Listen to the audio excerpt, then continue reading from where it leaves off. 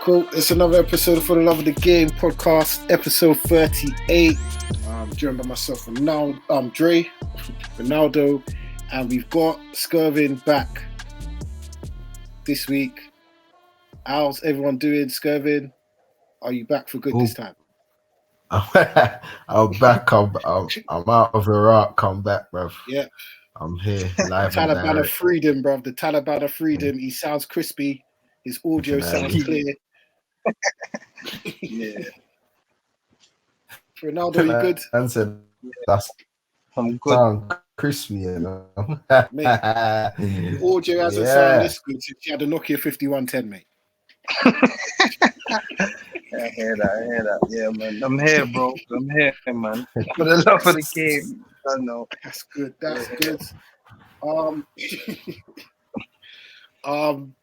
Yeah, no Premier League this weekend. But there is a lot to get through. FA Cup. We're going to talk about Chelsea. We're going to get into the transfer news. Big weekend of Premier League football coming up. But first things first, I was going to leave this last, but I'm going to do this first. R.I.P. Gianluca Vialli. Before we get things cracking, he passed away over the weekend with pancreatic cancer, only 58 years old. Chelsea legend. I think he was pretty much the birth of the foreign revolution in English football. He was brought in under Ruud had it in back in 96, 97. Ex-player, won the FA Cup as a player, then became manager, won the FA Cup as a manager. Great career of Juventus. Last captain to win the European Cup for Juventus. RIP to a legend. You guys' thoughts on the passing of Gianluca Vialli?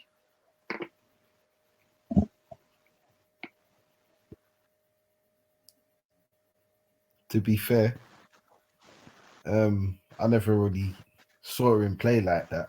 I think he was, wasn't he a player manager? Yeah, Chelsea. Yeah, so I remember what I do remember as a little kid.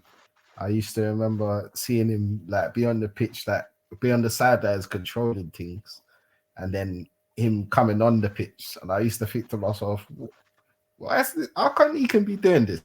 To get me, that's my first memory of him.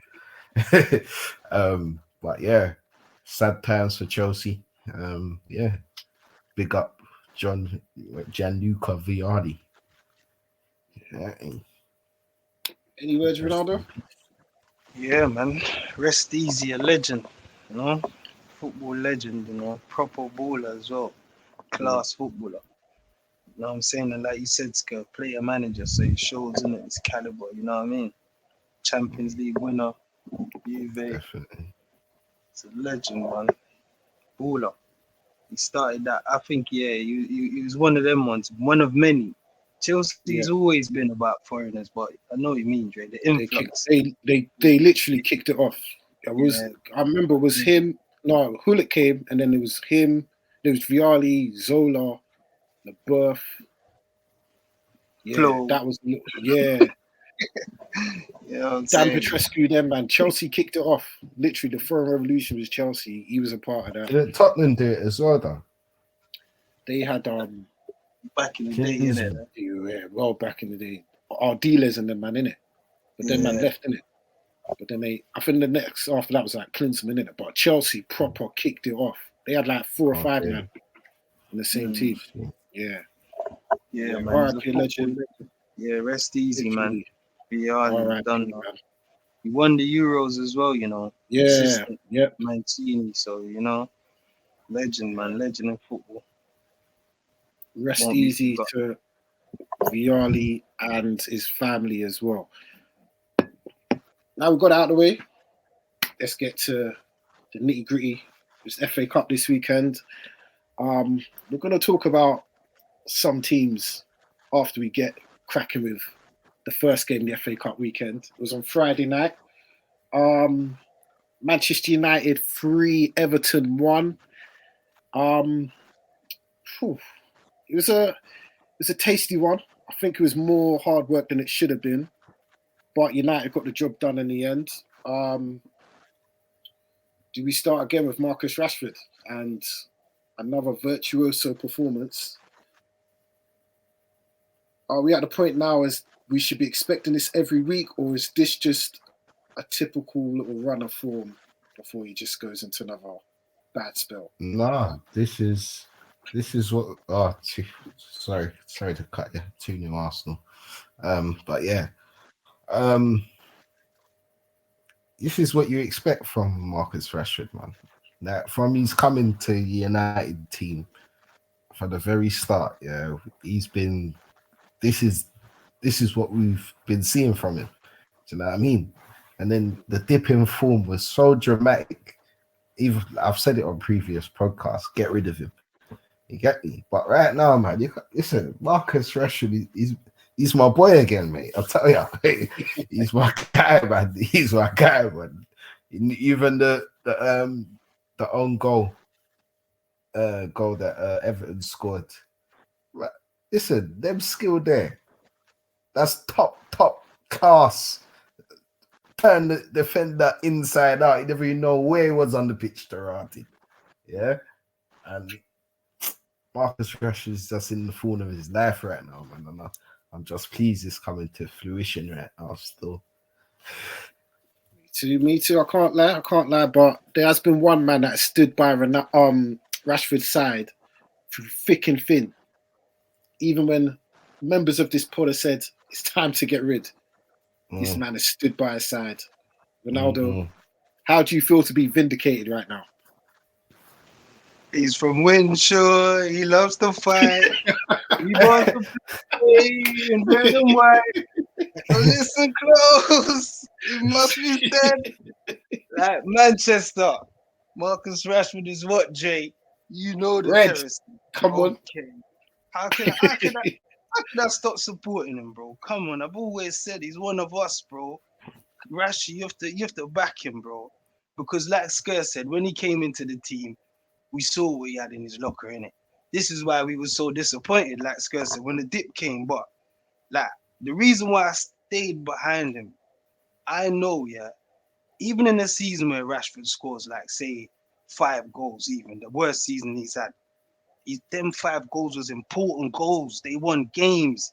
It's not like other players, they're scoring and we're losing 4-1 or we lost 4-2, 4 this. When Rashford scores, it's always like you know what I'm trying to say? Like, you guys probably not remember, but remember last season when he scored against West Ham, right at the end, yeah? And we had hopes that, yeah, we're going to make top 4. You guys remember that one, yeah? And then he had the most extra time winners in the Prem. Just with that goal, you know. Rashford is a guy, yeah, even in a bad season, Dre, I can remember you. Wolves, there's been so many games where Rashford, like PSG, like, we was down and out. No one believed in us. Everyone wrote us off. And who stood up? Because he's red, Dre. He bleeds red. He's one of us, Dre. I'm telling you. You see those players that will come and go. They don't really bleed for the shirt. For me, yeah, Rashi, he's gonna do these things for Man United because he loves the club. He's same with you know who. I don't want to mention him as well. I'll back them to the end, yeah, because I know they're a fan of the club. Even if they was to leave the club. You know I don't want to mention. What are you talking about? I don't want to mention, but oh yeah. Don't mention that, brother. You know what I'm saying, though, but bro, but you know. Oh wait, I don't want to go, but they like that. Is he currently on remand? I don't know. God. Allegedly. Allegedly. What did they say? Yeah, they're Mancunians, man. You know what I mean? They support the club, but they bleed red, Jay. You get me? I know what you're saying. Because his brother plays for Leeds, bro. That's his cousin or something. Yeah, that's same complexion, same hair. I never said no names, but that guy. let's stick to my guy, yeah. All right, go on. That's why I stuck to him. That's why I stuck to it. That's why I stayed with him, man. Because I've seen glimpses. I know what he had in his locker, innit? Like now, this is expected of him. So I just hope when he's got a game where there's a bit of indifference, and you know what I'm saying, it's not going for him. I just hope he stays direct. Just stay like this. You know what I mean, Dre? Just stay direct, and I love it, yeah. Because even when Ten Hag moves him central, he's still trying to run with the ball, take people on. Have you guys noticed now? That wasn't Rashford before. Through the centre, all he tried to do is do this hold-up play with his back to goal. Now he just wants to turn with it, and he's at you. Yeah. You know them ones there, like, you saw that in it, Scott. You noticed that. Yeah, so that's what I want him to do, Jay. Yeah, and I think that's to do with the coaching as well.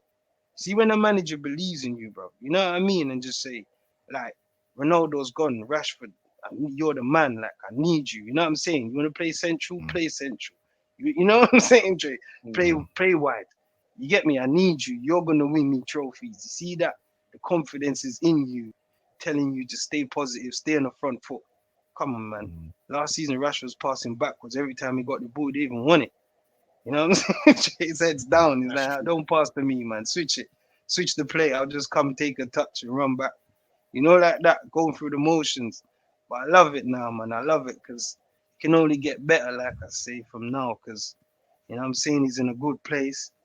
Stay there because he's a world beater, Jay. You know already. I say already, innit? He's a world-class player, man. It's waiting to burst out. One thing I will say, I have to give him praise, especially for the first goal. That's the first time I've seen him go outside on a man and score it with his left foot. That's when I know Rashford's hit a new level, or his confidence is there now. Belief, innit? It's belief. Yeah, like usually cut inside, run into 5 man. He knew he had Godfrey on toast. Because I see Godfrey try to take man out a couple of times during that game, you know, because he knew Rashford had him on toast, bro. Like, he ran at him, took him down the line, squared it, and he scored. I ain't seen that from Rashford, probably since he first burst on the scene, innit? And that's credit to him, and that's credit to Ten Hag. Because I know Ten Hag has probably gassed him up so much that I can see it in Rashford's game now that he believes that when he steps on the pitch, I'm a match winner. I am a match winner.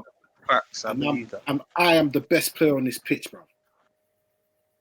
And you know what? I slightly think Garnacho hitting form just before the World Cup break. It's kind of got him on his, toes a bit as well, isn't it? Yep. Because no let-ups. Sorry, Jay. Just to add to what you said. No let-ups. You can't slack because he comes on and his end product. He comes on, but yeah, carry on, exactly. Because all the talk before the World Cup was Garnacho. He's got to start. Rashford said, hold my beer. Let me bag a few goals in the World Cup, and I'm going to come back. I'm going to reverse back the coup, and I'm going to run over you, man, again, and I'll score 4 and 4. No one's talking about Garnacho now. Garnacho is impact sub now. We're all talking about Rashford. That's what I want to see in it. To me, I still can't trust the man because he's part of the same group of players that have let us down a lot over the last few years, isn't it? I want to jump on the gravy train, but I'm not on it yet. To me, if he can deliver over these next 10 days, these 3 big games that we've got, we'll talk about them later, then I'm all on it. But right now, I'm happy for him. I can see a big difference. This is the best Rashford I've seen in these last 5 games since he's probably burst on the scene, bro. Honestly. Even those 20-goal seasons under Ollie and that donut, this Rashford looks different. It's not him cutting inside and hoping something happens. I think every time he goes forward, he knows he seems like he knows what he's doing, and he's going forward with intent, bro. Intent, and it's like these defenders don't know what he's going to do now. These defenders don't want it. The defenders don't want it. And they don't know what he's going to do because when you've got that ability to go inside but also go down the line, it's nightmares. It's going to be curtains for Kyle Walker on Saturday because Rashford's taking him down the line or cutting inside. He ain't going to know what to do. It's mad. Listen, Ronaldo made a statement about 20 goals in the league, It's achievable. With the form he's on right now, it's achievable, isn't it? But like him, he's in that group of players that we can't afford to get injured now, isn't it? Varane, Martinez, Casemiro, Rashford. If any of these men go down injured, we're snookered, bro. We are absolutely snookered. but I can't even fault enough. He's been our match winner for pretty much every game since the World Cup. That's all you want, bro. That's all you want from your talisman. He's literally talisman, because Bruno ain't the talisman no more. I didn't even know Bruno was playing on Friday. Yeah. You know what I mean? Bro, he scored 7 goals, 7 own games in the last 7 own games he scored. Can't ask for 7 more. games. You know what I mean? Can't ask for more. You're right. He just needs help now, Jay. You know, like when he has an indifferent game, I'm the type of guy. That's why people say I'm always backing him. I'll be like, the guy needs help. I know we need him to do this performance every game, but realistically, it's a team. So, you know what I mean? Like, there's other players need to step up as well, man. You get me? Start banging. Anthony, Bruno, you know what I mean? We need these players as well. But yeah. There's been a lot. Let's move on to Anthony, because there's been a lot of United fans are starting to not kind of criticize, but question Anthony's performances. Like, he's bagged 4 goals for us, but outside of that, he ain't really done much for United. What's you guys' thoughts on Anthony's first 6 months at United?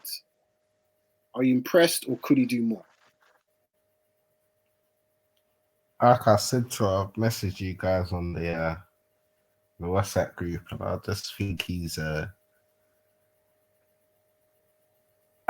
needs time, man. Like, what he's doing right now, he's just feeling out himself in the league. You get me? He's only been there for 6 months. We got to give him a little grace period. I know we paid 85 million for him. So you get me? So it's a lot of money. But I think we got to give him a little time, let him bed in a little more. You get me? Because the league's a bit quicker and whatnot. I know he's used to the manager and whatnot, but give him a little more time. Can't judge him yet, man. And even a man like Jadon Sancho, where is he gone, man? I just hope with him, he just comes back with a fresh head like Rashford does. 85 million, though. You're kind of expecting a bit more than what he's given us so far. I understand, but it's a new league, man. It's new teammates and whatnot. All I'm going to say is he's around £4 million less than what we paid for Pogba, and we wanted instant results from Pogba. So, you know what I mean? It's kind of like Pogba knew the club, though. Knew the league. Didn't know the league, though. He never played in the Prem. He did. 10 minutes. Well, he played. It wasn't the same Prem. It wasn't the same Prem he was coming back to, was he? He was in and around it. He knew his surroundings, mate. You know what I mean? Lads, well, Dre, I think Anthony, he's all right, Dre. Like, I think he's I like him. He's direct, innit? And his returns, 8 matches in the Prem, 3 goals. So if he's trying to find form and he's giving me 1 in 3, I'll have that until you find form. But you see, with Anthony, Dre, it's more assists and goals. He's more like a Mahrez type of winger. You know what I mean? He's not gonna give us 20. I will never. Like, remember before I said to you, Rashford's gonna score more goals than him. Like, then he's not that type of guy. Like, but he will score and assist. Like, for the season, 20 goals and assists. You know what I mean? Goal involvement.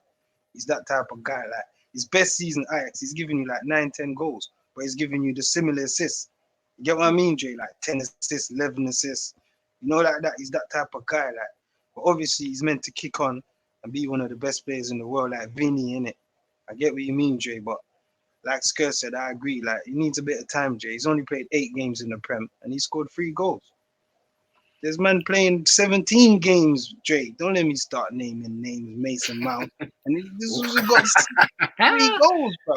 You know what I mean? These guys are like world-class players, like, you know what I'm saying? But you get my gist, though, bro. He's giving us 3 from 8.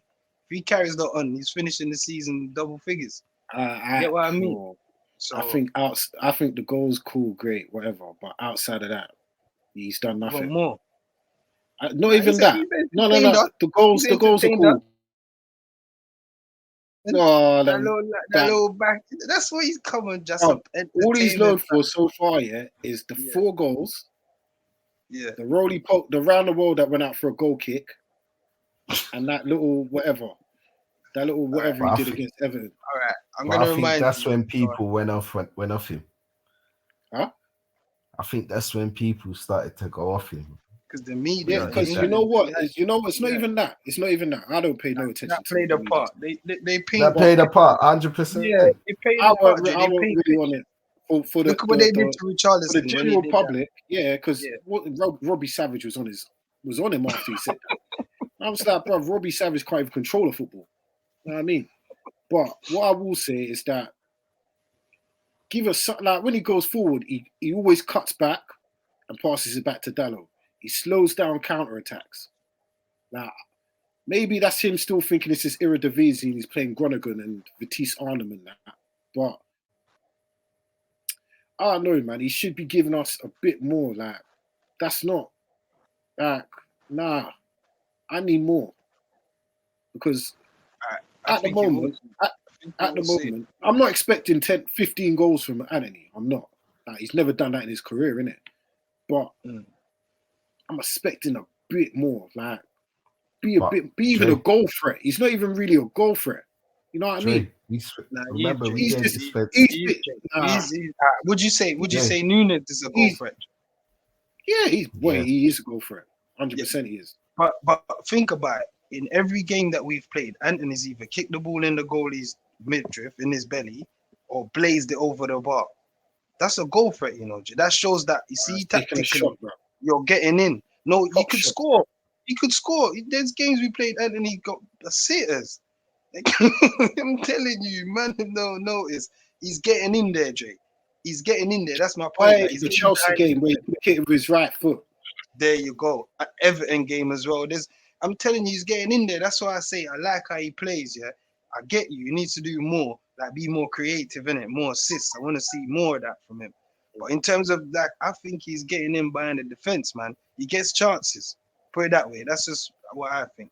He gets chances, and I expect a lot from him on Saturday. 100%. I know we'll get to that later, but you feel me, bro? We'll touch on that later. We'll touch on that later. Yeah. Also, again, another good performance by our guy Casemiro and that. Just run out of words for the class of Casemiro. How important is it now that we keep that man fit? Going into, seems like it's going to be a game every 3 days now to the end of the season. He's the man. He's the key to our trophy this season. Let's put it that way.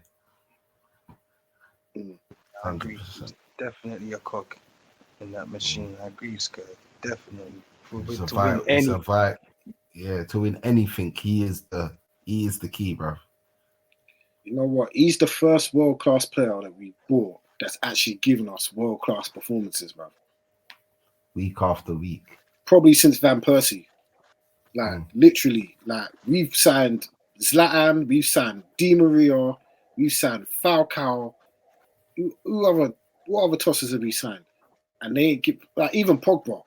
These guys we've signed. I was waiting for it, that's Jay's guy, Even Pogba. Like, we signed these guys, even to a lesser extent, that big donkey at Inter Milan right now, isn't it? We expected top class performances and never got it. Casemiro has come in and has literally shown us that this is why the importance of having a world class DM, so you don't have two sitting, bro. We've had two sitting donkeys called McTominay and Fred for how many years, thinking because they run around and slide tackle on that they're playing for the badge. No, they are crap. Put a world-class midfielder in there. You don't even need two sitting midfielders. Eriksen's free to do whatever he wants because Casemiro, he's not the fastest. He just knows where to be. He knows where to position himself. He knows to win the ball and get it forward. Simple. That's why, Casemiro is elite. I'm not even lying. He's one of the top 10 players in the world, bro. Simple. And it's facts. That guy is absolute quality. Absolute quality. What's you guys' thoughts? Do you think he's top 10 player in the world? Because, to me, he's there. He's got to be in it. Like, he's what he's won, and obviously the performances that he's putting on. Like, week after week that he's got to be up there, isn't it? He's world class, isn't it? Before we bought him, he's world class. We knew what we were getting, but the question was, could he produce it in the Prem? And he's definitely done that, in it, like. Do you get me? He's world class, man. He's a world class player. 100%. I'm just glad that he's in a red shirt. That's it. Mate, certain managers at United in the past wanted, was it Matty Longstaff? Sean Longstaff? Casemiro, but hey. Anyway, on to the game in general. Just a couple bits I want to pick out. Erik ten Hag's management of the game. What was it? Was it 2 or 3-1 at the time? Everton had us on the ropes. They had a disallowed goal, which just about offside from Damari Gray. We're going to touch on Damari Gray in a second. But Ronaldo, you mentioned it in the group chat. How impressed were you with Erik ten Hag's game management and knowing go on. How to negotiate the game and get us over the line? I was very impressed, man. If you guys remember, the listeners, in the beginning, I called him an apprentice in it for the same reason. So he's obviously learning and he's addressed the situation on point. Like, I could see that Calvert-Lewin was a handful for Luke Shaw. They scored and it was marginal. Just, it was 2-2. I was sitting at home thinking, here we go again, the FA Cup. What's going to happen? There's memories of when they won in extra time start coming back. You know what I mean? So I'm thinking we need to take Luke Shaw out of centre-back. We need to get Eriksen out of the midfield because he's getting overrun in the midfield. You know what I'm saying? Like, they brought on Decore, they had Decore or Nana, Garner Gay, just free athletic battlers in there, dogged, trying to win the ball on the front foot and push on. So I saw the issue, you know what I'm saying? Casemiro came off, so Eriksen was in there struggling. You know what I mean? So, I mean, real, like, he's not for the battles. He's kitchen foil, bro. Yeah, he's a class player. He's Christian foil, bro. He's a class player, but he's kitchen foil, bro. Yeah, you know he's got a little problem with that, like little ticker problem. You know what I mean? So we don't want to get into that and criticize him too much, but I'm happy with the manager for that, Dre. I'm not gonna lie. In-game management, spot on. I saw him on the sideline. I saw him punch his fist. I saw him tell Gray and Nacho, attack, be offensive, hey? Offensive. Before the penalty, bro. Big man thing, like, so his in-game management is on point. I saw that. You remember now, innit? You guys remember now? Yeah. It was on everyone's TV. You know what I mean? He's telling him, like, he went to the touchline and telling him because he knows, take on Godfrey, take him. This is why I put you out there. You know what I'm saying? And I love that as well. I love when, you know what I'm saying, the manager game plan works. You know what I'm saying? And you can see Everton starting to get a foothold in the game. They're going for it now. They have nothing to lose. You know what I'm saying? And he did it, man. He made the changes at the right time, and kudos to 10, man. Round of applause, man. He's graduated. He's earned his badges now. I mean, he's the big boys now, 10, you know. I think he's up to the big boy. I think he's up there now. We have to pay, lads. He's up there now. Trust me. I think as well, yeah, that break at the World Cup has helped out United so much as well, yeah, with Ten Hag trying to implement his style of football at the club. Now as well, he's taken charge of the under-23s now, so he gets to pick who plays in the under-23s and whatnot. So he's actually seeing everything while going at the club that he's in control, bruv. Yeah, so I think, this is good things for United right now, bruv. I'm excited, bruv. Trust me. Yeah, we're good hands. He's cut from good cloth, you know. Good cloth, brother. Yeah, you know what? Yeah, back to the game. I ain't gonna lie. I rated the decision to take off. I think he took off Malacia and brought on Martinez, and then put Shaw at left back and Martinez at centre back. He said, "Yeah, cool." Cut the threat of what's his name, Calvert-Lewin. Then he said, "You know what? I ain't risking no replay in 10 days' time. These guys need a rest, bro." He said, "You know what? get Slabhead on, get McTominay on, sure up. 5 at the back. He had Garnacho, like you said, he told him, attack, go at Godfrey. Did it again, got the penalty.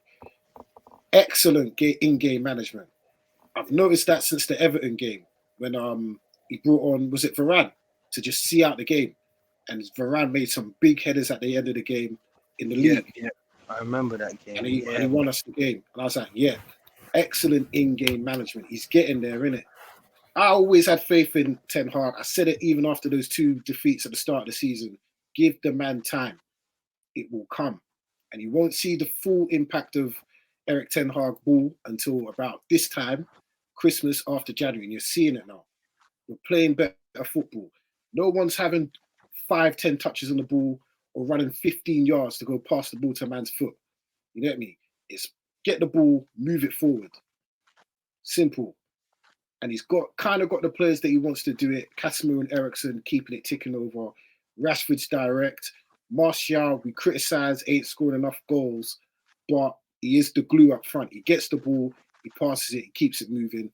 And Anthony, getting there, but he is direct and he does help out Dalot as well. They have a nice little connection on the right-hand side, innit?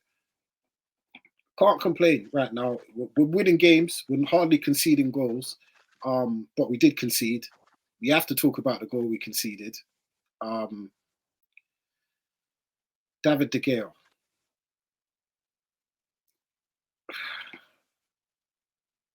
What is there to say? What? Every time you kind of regain faith in the man, he does something stupid. And with David De Gea, his mistakes are so like, how the hell did you manage to do that? That it's kind of hard to defend the man. Is this just a blip, or is this just a case of we've seen too many blips now that we should look at getting a new number 1 in the summer? Well, I said you should before you even done the blip. You know what I mean? I think De Gea is a legend. He's a good servant to the club. I respect him. He's a good goalkeeper on his day. But I've said this years ago. When little things like howlers start creeping into your game, that's it, man. You need to go. Like, at a top club, you can't be doing that. Do you know what I'm saying? But then again, the FA Cup always have drama, you know. If you think about it, there's a lot of howlers, keeper howlers this this round, innit? You know what I mean? So I'm not gonna justify it by saying that, but I don't know, man. I think his time's up, Trey. I think even if he stays at the club, he shouldn't be our number 1. He's a brilliant number 2. You know what I mean? But no, not going forward. Not going forward. His days are numbered. What's your thoughts, Skervin, on David De Gea? I don't know, you know, like, I know he's got a mistake in him, but all goalkeepers have got a mistake in them. Look at Edison. Not Edison, what's his name? Alisson. Yeah. Against Wolves at the weekend, bruv. That, how pathetic was that? To get me? Like, a goalkeeper's position is like a goalkeeper's position is quite different to other positions on a football pitch, brothers. Sometimes your man can just go in it, like. But I know that you're not saying that he's done it a bit too much, too often. Do you get me? But I still got faith in De Gea, man. I still got faith in him, bruv. Even the last 3 games, that man's pulled off some magnificent saves, bruv. Get me, and got us over the line. Well.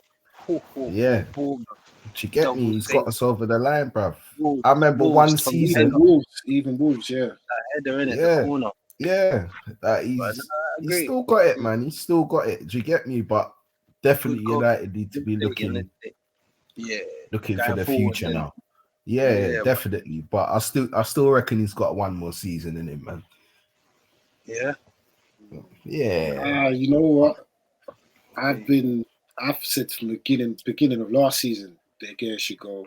That ain't changed, bro. I'm not even gonna lie. I feel like his game has improved slightly. His kicking's getting better. His rushing off the line's getting better, but still not world-class level. And something Sir Alex Ferguson said back in the day, which he said is so true. You can't win nothing if you ain't got a world-class striker or a world-class goalkeeper. Because one will win you games scoring goals, and the other one will win you games stopping the goals going in, bro. And it's true. David De Gea is not world-class anymore. Hasn't been for a while. These mistakes, while they're more frequent than Alisson mistakes. Like, you can count probably on less than one hand. You cut off your thumb and still have fingers spare with the amount of mistakes Alisson's made. But I can count on probably two hands in the last 2 seasons how many mistakes David De Gea has made. You know what I mean? But Dre, as well, also, you have to take into account as well, yeah. What's he got in front of him, bro? What's he had in front of him for the last how much seasons, bro? You see, as a goalkeeper, you have to have confidence in what you got in front of you as well, bro. And as well as what you got in front of you, they got to have confidence behind you as well. Some of these mistakes are not the mistakes by defenders. They're actually David De Gea mistakes, bro. Yeah, you get what I'm saying? That one at the weekend was pathetic still. That's what I was about to say. The type of mistake that mistake on Friday could have led to Everton going on to win the game. When at that point in the game, Everton were doing nothing. At that point, if we'd have made it 2-0, we would have slapped them 5 or 6-0, bro. Everton's confidence was on the ground, bro. That goal brought them back in the game, innit? Thank God we had Rashford, innit? But, you know, it's them little things there, like, that mistake is... That's mistakes you see kicking balls with your mates, bro. You hardly see those mistakes in lower leagues. That Roy Keane said he looked like he had a few drinks. Yes. I think he did as well. He looked a bit woozy, bro. Man's in the he expected. I do blame Varane a bit because Varane should have stopped that. That is the worst howl I've ever seen. Sorry, Jay. That's the worst howl I've ever seen ever. That's not even normal. You know what I mean, bro? Come on, the ball went for his legs, girl. Come on, man. Seriously, that was bad. Varane should have cut that ball out. The ball should have never got there in the first place. But still, you should be set. Like, as a goalkeeper, you're told to expect danger, innit? Man's standing there like he's waiting for a corner, bro. Like he's an outfield player. Yeah. Right, my man is marking the goals. Like, you know what it was? That's playing at goals, bro. Like, that is embarrassing, man. That is embarrassing. He is a club legend, innit? Like, I'm not even going to knock that. Top 10 in appearances. Like, he's due to break the clean sheet record. Can't knock it. But next season, if our expectations this time of the year is to be winning the league, bruv, their mistakes can't. I don't see Ramsdale making mistakes, bruv. So you're saying Ramsdale's a better keeper than De Gea? I'd rather have Ramsdale. I'd rather have Ramsdale than mistakes, Jay. See Ramsdale, Edison, Alisson, when they make mistakes, they're sticking to the game plan. Like, they're overplaying. They're trying to be too brave, you know what I mean? Like, they're crazy with it. They're trying to take the mick, basically. They're overplaying. With De Gea, it's just howler skirt. You get me, skirt? Like, you see with Alisson, I wouldn't say that's a howler. That's silly. He's too confident. You get what I mean, skirt? Like, overplaying. With De Gea, man's catching the ball, it's falling out of his hand, skirt. You know what I mean? Like, man's trying to make statements and he's bouncing over him. You know what I mean? He's going down to make a save. One-on-ones, he's shit. Like, one-on-ones, you just get someone knee and just hopes it hits him. Like, kicking grass is rubbish. Like, coming in corners, he don't come off his line. He just waits. Like, you can't be having that. As a goalkeeper, you're basically the third centre-back, bro. He's old-fashioned. If he was a goalkeeper in the 08 days, bro, he'd be the best goalkeeper in the world, hands down. Yeah. But keeper hardly even touched the ball back then. Exactly. You know what I mean? Just to clear it. You get me, bro? Football's changed, Skirt. Like, it's moved on, man. You know what I mean? Like, love the guy. He saved us from being a mid-table team most seasons. But now we're at that point now where even some of our fan favorites, bro, they're not good enough to be where we want to be in a couple years' time, bro. You know what I mean? Respect him though. Like, he's a legend, and he just 100%. He's gonna take a pay cut. He's accepted it. He knows that. You know what I mean? I'm not on that level no more. I don't deserve to get that money 100%. anymore. You know what I mean? Even he knows it. You know what I mean? If he wants to be a number 2, then he's the best number 2 in the world, isn't it? And I'll have that every day of the week. Yeah, class number 2, because I know. You know what I mean? I'm telling you, man. And it wouldn't even be a thing if you don't play in the Premier League every week. You play him in the Champions League. There'll be a drop off, but not a significant drop off, innit? Play him Champions League, play him in the cup games. Calm, innit? You know what I mean? Yeah, he can retire at the club if that's how he's thinking. His knowledge is great, 100%. You know what I mean? It's time he has a testimonial as well. He's been there over 10 years. So listen, man. United don't do testimonials no more, do they? Yeah. That's weird, isn't it? They do, man. If they like you, they do. Nah, bro. How come Rio Ferdinand never got a testimonial, bro? Rio Ferdinand, bro. They don't like him, bro. Did Rio even do Rio Ferdinand? Oh, he did, didn't it? He did What? do 10 years. Yeah, he did. They Rio deserves a testimonial. Yeah, they got rid of him. That was Woodward. That's what I'm telling Sker. There's a lot of men boardroom level. They don't like them. You don't see Rio doing nothing. MUTV and nothing. Rio ain't even invited to games, bro. You don't see him in the director's box. That's what I'm telling Sker. There's the players that the club don't really appreciate like that. Yeah, it's true. And remember how they teams, bro. They come back. Remember how they told Rio he had to leave the club? They told him after his final game, "We're not giving you a new contract." In the dressing room, Woodward told him. Nah, man. The club's in the mud. Yeah, the club's in the gutter.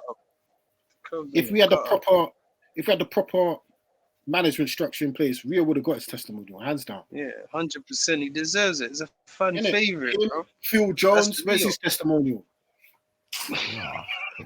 He said he don't want it. He refused it, Jay. Yeah, no one turned up. That's what he said, you know. No one turned up. They held this one down at the hospital. Or rehab center, according to who you ask. Anyway, allegedly rehab center. Allegedly. I have to throw that out there, bro. I guess we can move on. Before we move on, there's been a lot of conjecture in terms of Damari Gray. Some man were criticizing how the commentators were talking about him. Some say he's underrated, some say he's overrated. Some even said he's better than Raheem Sterling. It was an interesting conversation in the group chat. Obviously, we've got two people that have opposing views. I'm going to let them argue their point in a second. Also, listeners, if whatever you feel in terms of Raheem Sterling and Damari Gray, who do you think's better? Leave your thoughts in the comment section. But we're going to go to Skervin, who brought up the good point in the group chat during the game. He said Damari Gray is better than Raheem Sterling. Skervin, it's your time now to present your argument to the people. Why do you think? I don't business what under one say. Yeah. Pep Guardiola made Raheem Sterling, yeah. Don't get me wrong, but him put the ball in the back of the net. But the way Pep plays and him just being in the box and tapping. I saw him getting him goal record and people on this bandwagon about Sterling. Yeah. Sterling's left City now. And now we're seeing the real Raheem Sterling. You know what I mean? For me, Damari Gray, yeah, what he's got in his arsenal, yeah, and if he's gone to a top club with a top coach around him, yeah, you mold that together, I'm telling you, he's a better player than Raheem Sterling. That's what I'm saying. Bro. Hold on. People, let us know your thoughts on Skervin's point of view on Damari Gray. We're now going to pass it over to Ronaldo, who is Raheem Sterling's defense attorney. Your time to back your boy. Why is Raheem Sterling better than Damari Gray, and is this a foolish argument? Go ahead. Respectfully, this is not even a conversation we should be having, bro. Damari Gray, you know, bro. Right now, man, we talk about Damari Gray and natural, bro. That's the I see it, bro. Wow. Damari Gray, you know. Damari Gray, like, bro, listen. See, when a player plays for a certain team, yeah, they got responsibility. So he can just get the ball and run with it. He's going nowhere though. Nothing's gonna happen. His job is just to get the team up the pitch. There's no end product. So what he does is get the ball. He looks so good. Ah, bro, great. But when he's in front of a goal and he shoots, it's some paper shot, bro. That shot is like the game. Yeah? He could have a coffee, a bagel. He can make toast and still save that. You get what I mean, Dre? Every so often, he might score a screamer and people go, "Rah, this kid might have talent," but Damari Gray is never and no way on Raheem Sterling's level. Raheem Sterling has done stuff like won numerous Premier Leagues, scored over 100 goals in the Prem, scored 20 goals in the Premier League. The things he's done in his career, yeah, it's there's no way I even compare Damari Gray to Sterling. But if we're talking about form now, his form at Chelsea has been poor, but yet still he scored 4 goals in the Premier League. There's no one in the team scored more goals than him. No one. Because the team's dead, but he's still the cream. He rises to the top. Do you get me? Like, the last goal they scored, Sterling probably scored it. Innit? Against Forest. You see what I'm coming from? That's how dead Chelsea is, lads. So we can't compare Sterling at Chelsea and Sterling at City or even Liverpool. Look at his stats at Liverpool. Look at what he's doing at Liverpool. Balling out. Come on, lads, man. Give him some credit. I know Pep turned him into a different player. I agree. At Liverpool, he was an electric winger, innit? 7 goals, 7 assists. Breakthrough season, innit? You know what I'm saying?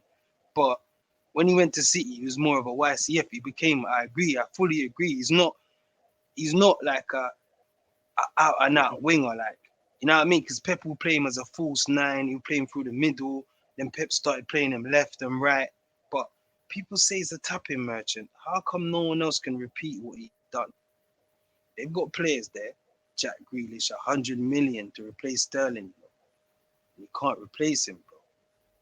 Like, come on, lads, give him some credit. That's all I'm gonna say, Jay. Yeah, I'm a big fan of Rashford, and I think Sterling's better than Rashford. But right now, no. What? Right now, Nah. You see what I mean, Jay? About you see on form, yeah. I'm gonna sound silly in it. But you know I'm a big fan of Rashford. But it's not silly though. But like when I say form, my thing is, yeah. I've never seen, what Rashford did to Seamus Coleman, Sterling do, bro. Nah, he's done even worse, guy. I've seen him lay man down. I've seen him lay 3 man down on their bum. Well, at Liverpool. At City and Liverpool. Nah, man, must Liverpool, yeah, top. Like, oh my skirts. It's football, innit? You see football, yeah? Football's like that. You're as good as your last game, innit? You know, Skervin scored hat tricks in the Prem. Like standards and that. You know, Sterling's a baller. But you see, football's like that. You're as good as your last game. So right now, Rashi's on 4 minutes. So if I say that, if I say the best of Raheem Sterling, like the best season he's had in the Prem, Rashford is still nowhere near that, Skirt. What he's doing now. The guy scored 20 goals, Skirt. See, to get into that league, of scoring 20 goals in the Prem, it's not easy, you know, Skirt. I think Rashford's capable, but until he does it, you know what I mean? Tapping.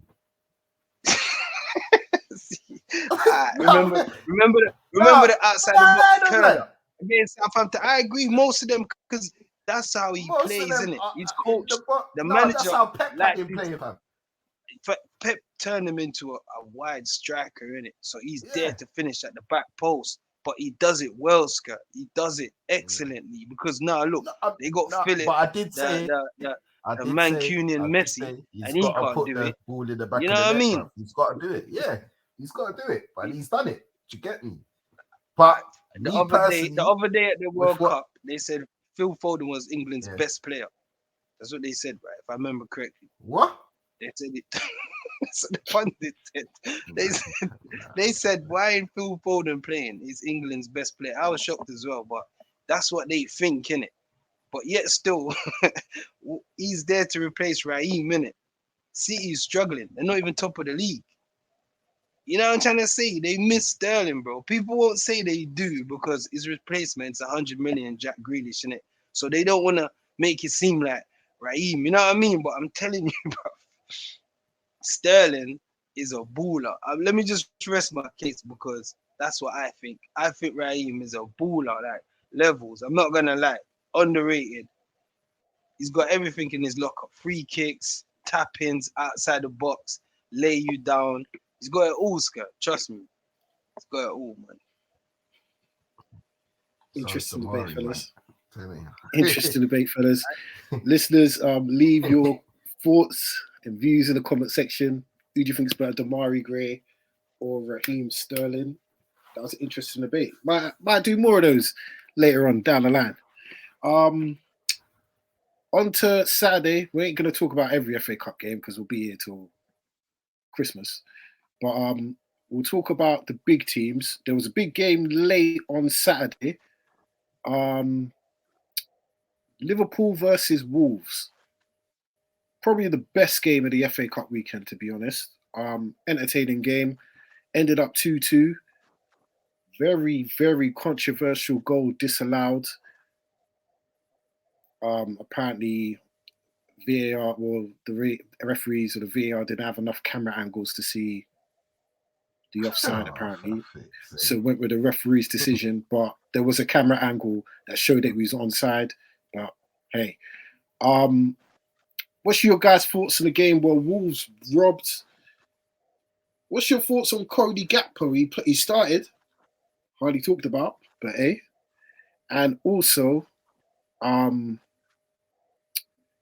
van Dijk's out for a month as well. Are Liverpool gonna struggle without him? Or can they somehow maintain some sort of form until he comes back? Let's just start with the Wolves question first. Do you think they were robbed? Of course, without a shadow of a doubt. How? Yeah, at all of the non-Premier League games, yeah, there's no VAR, and at all the Prem games, yeah, all the Prem teams, yeah, there's VAR, but yet still, you're telling me that the VAR camera weren't working, so you can't see it. What kind of effery is that? And the worst thing is, the guy were offside, nowhere near offside. Yeah, apparently So with the FA Cup, they use less cameras than Premier League games. So, but if we can see it on the screen, why can't the VAR see it? If we can see it, exactly.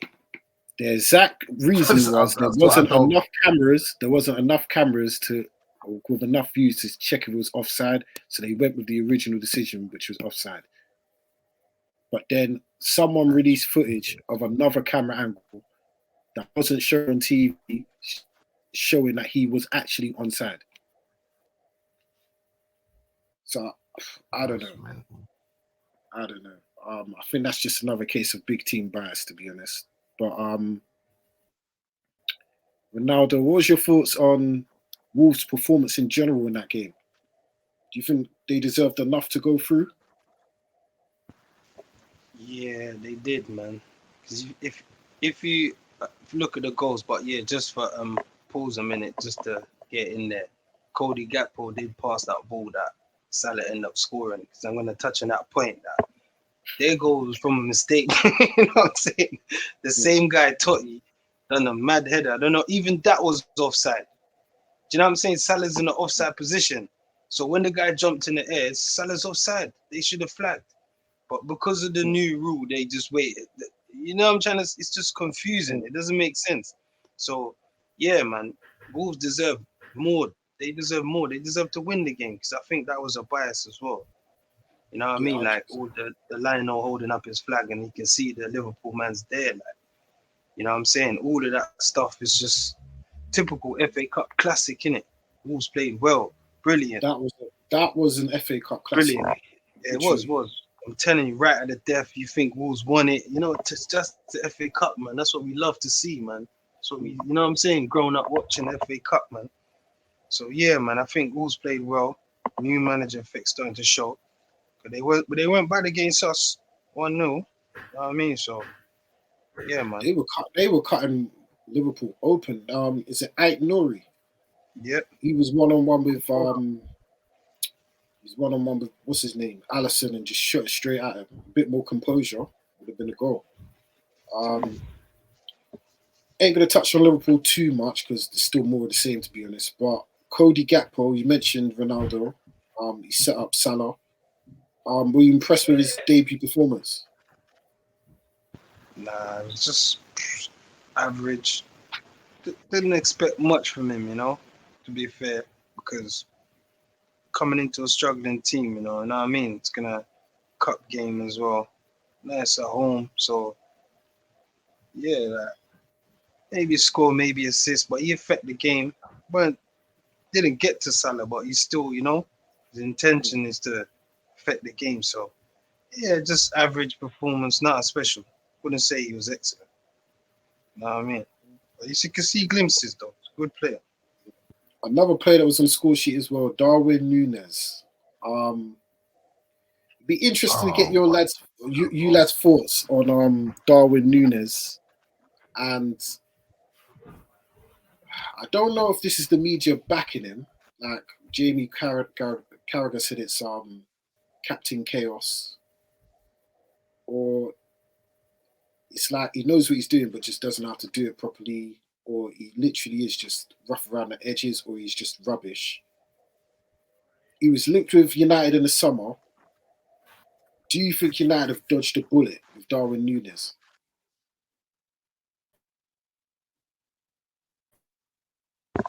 Nah, I don't think. I think that's what I expected of him, man. He's just rough around the edges now. Give Klopp 6 months with him, you're gonna see a different player. You know what I mean? Like I say, the guy was playing. Scored was banging, bro. Yeah. What a pass from Trent. What a finish. That's what I mean. Give Klopp. I said it. I was telling a Liverpool fan the other day, like, just give Klopp 6 months with Núñez, yeah, he'll be banging. Because Núñez, like, he's not a player like he came through like a top club in his country, like say a River Plate, a Boca, Independiente, Racing. That they're not pedigree them players, so they have to go away and learn their trade. Second division Spain, Benfica spotted him. Rui Costa, he saw something in him, so they was trying to mold him into a player.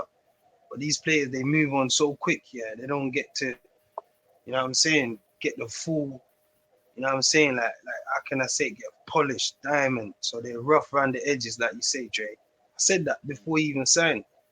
So this is what I expected of him. You know what I mean? Like if he was doing more than what he's doing now, I'd be saying he's doing excellent. You know what I'm saying, Dre? But I didn't expect him to set the world alight. But I think if we had Núñez now at United, there's title talk, bro. No bias. I'm not even just saying that, Dre. I mean, honest.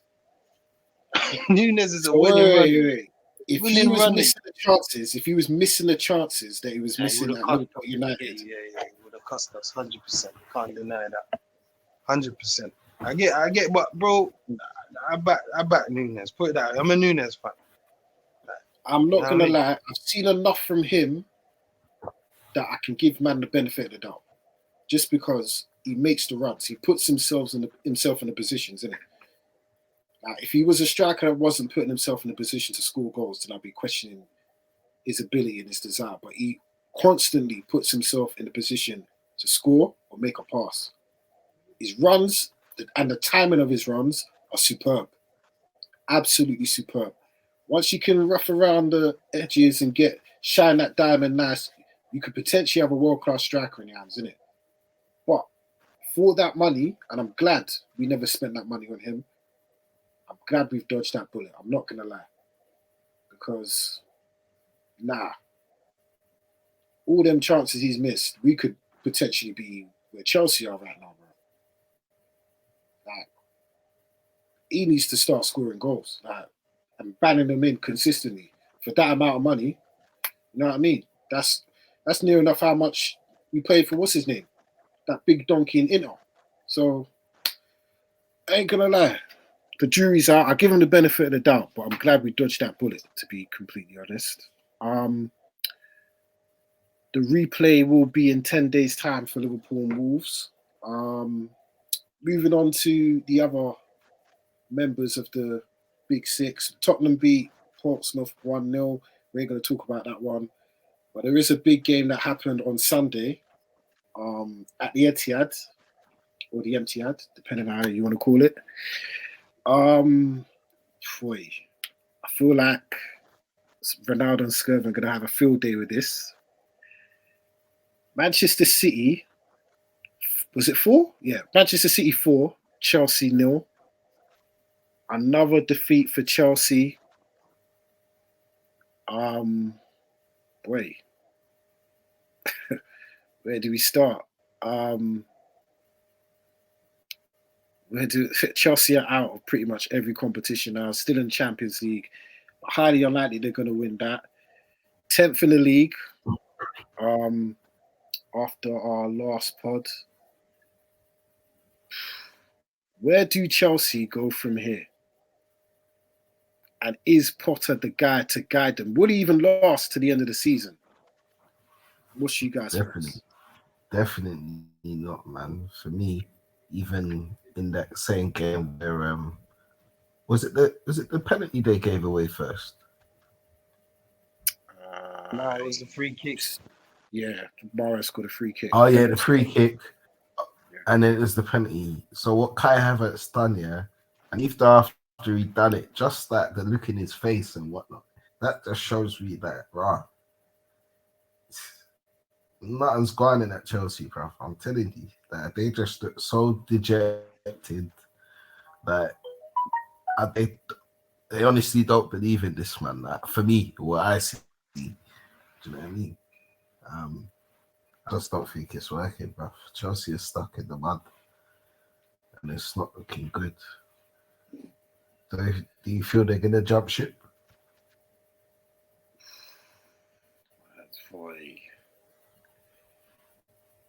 It's not. Oh, I don't know. You know, I really don't know.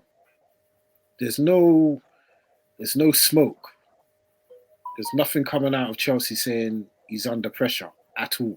You're not even hearing like little murmurs or little rumours. That's why I think they'll stick it out with him. The fact that they're still including him in transfer plans or whatever, I think they're going to stick it out. This is going to be a rough period for Chelsea. And it's going to be similar to what United was suffering a year ago. Like I said before, Chelsea have been privileged for the last 20 years with having an owner that shops at Harrods, the shiny new toy when it comes to players or managers, gets them in, trophies keep rolling in. It's been trying to be emulated by many clubs, even United. It's been tried to be emulated by other teams, and every team that's tried to emulate it has failed. Now that little joyride, that 20-year joyride is over, sorry, they're back to normal. They're back to reality now. So, kind of like how I said previously about how Ferguson was in charge of United for how many years, he was running everything. Now they're back to, now he's gone. Now, what do we do? That's basically Chelsea now, isn't it? And the worst thing is with Chelsea, they've got an owner that thinks this is, I don't know what it is, NFL fantasy draft or football manager or whatever.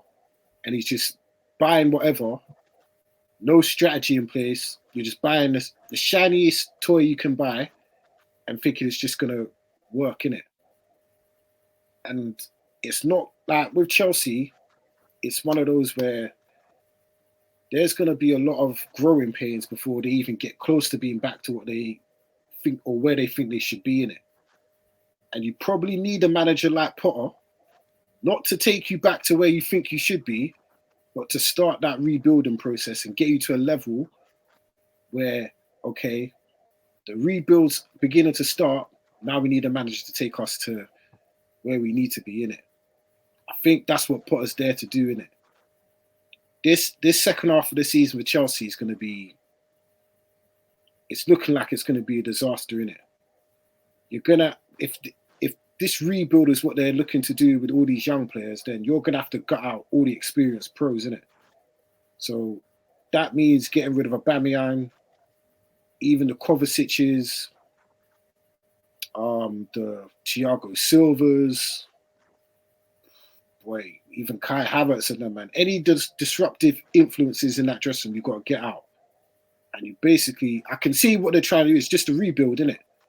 And to me, I think that's what they're going to do with Potter, is just have him be the guy to just steady the ship with the young bucks next season and see if they can get him up to that level maybe in a year or two and then get rid of him, innit? I don't know how you feel about that, Ronaldo, but what's your thoughts on Potter? Is he going to last to the end of the season? Well, everyone knows what I think about Potter from when he got the job, mate. You know what I mean? Like, but no one listened to me, so I'm actually going to defend him now. Do you know what I mean? So, because when you put things into perspective, he stepped into a job, yeah, and half the players he was expecting to coach are injured, innit? The team was already fractured. So it's hard for him. It's a difficult position to put a novice manager in. A manager that's never managed elite players, world-class players, World Cup winners, Champions League winners. You know what I'm saying? Like, that's not his caliber. So I was thinking he's out of his depth, but now it's even worse. So I have to give him a bit of credit. Like, he's trying his best, isn't it? He's trying his best, and it's not working for him.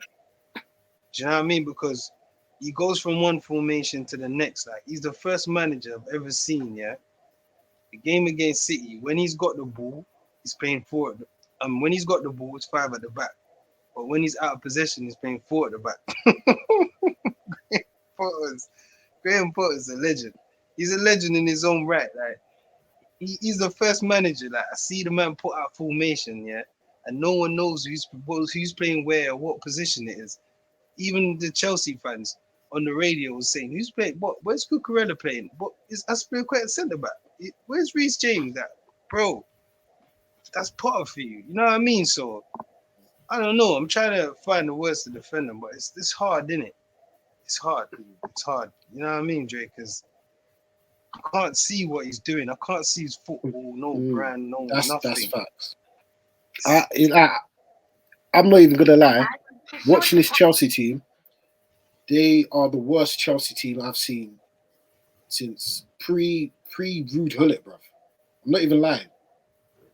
When Glenn Hoddle was in charge, bro. Like, this is the worst I've ever seen Chelsea, because I don't know what they're doing. They, like, even Southampton, who are bottom of the Premier League, I can see what they're trying to do. Chelsea, they just look like I don't even know. They don't look like they want to attack. Exactly. They don't look like there's any sort of anything in midfield. And defensively, they just look like plain white bread, fam. Hovis bread, fam. With nothing on it. You run out of butter. You can't even put butter in it, bro. You run out of peanut butter, pickles, Marmite, jam, marmalade. You ain't got nothing. It's just bread. You ain't got nothing to eat. They are just literally dry Hovis bread, fam. And what's worse as well, yeah? All these Chelsea fans talking about injuries. Ain't this the same Chelsea team about the start of the season? Or they're one of the deepest teams in the league? They're the team with depth, right? Exactly. So that's what I heard. This is pretty much the same team that won the Champions League, 18 months ago, right? Yep. Didn't they win the Club World Cup about this time a year ago?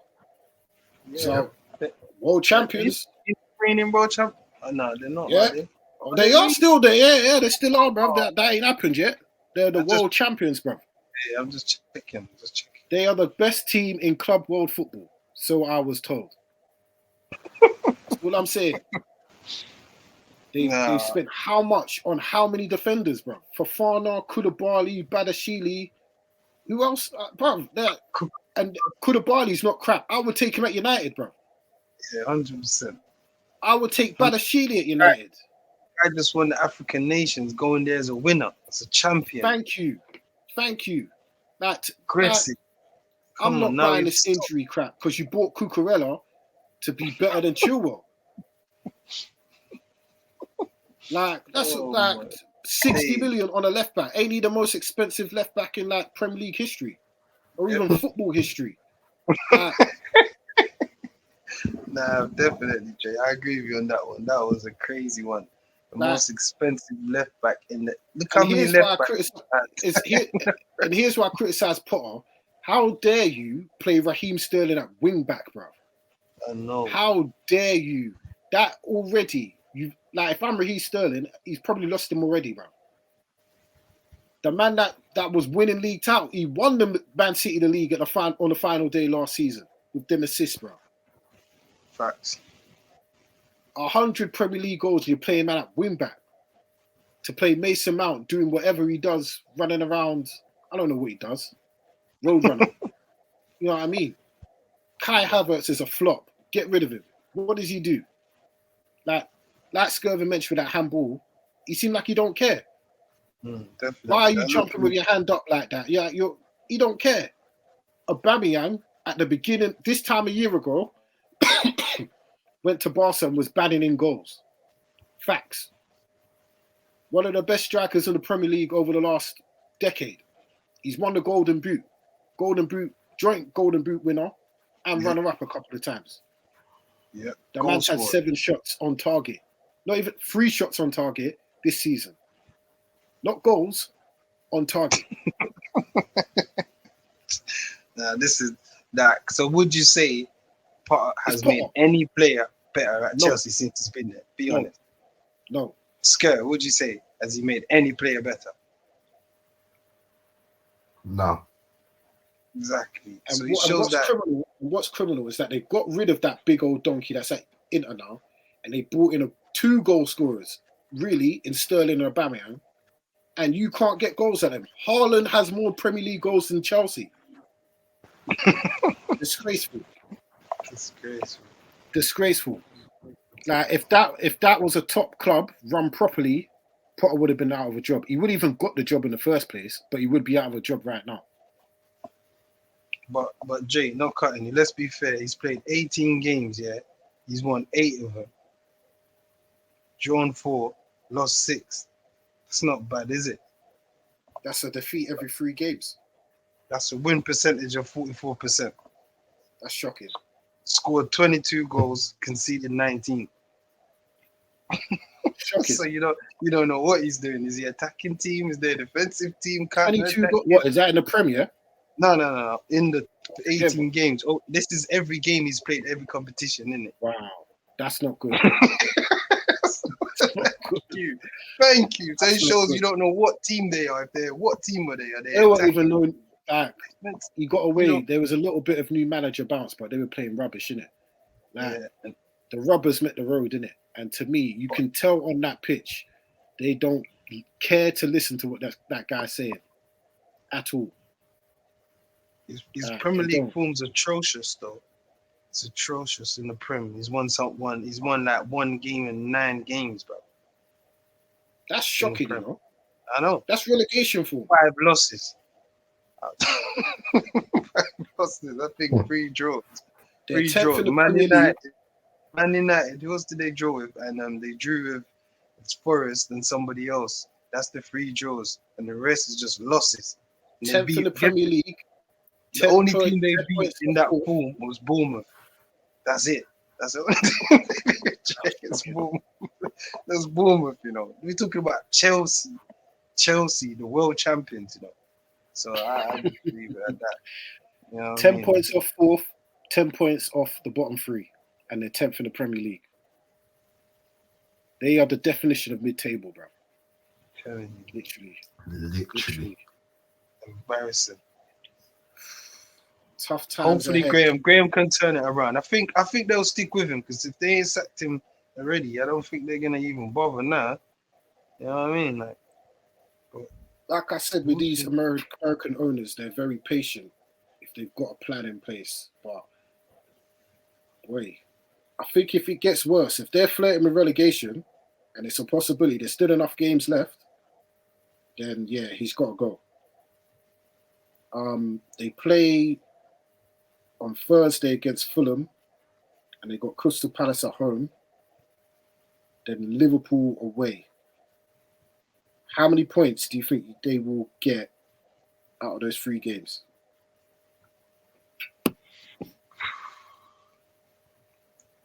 Scared.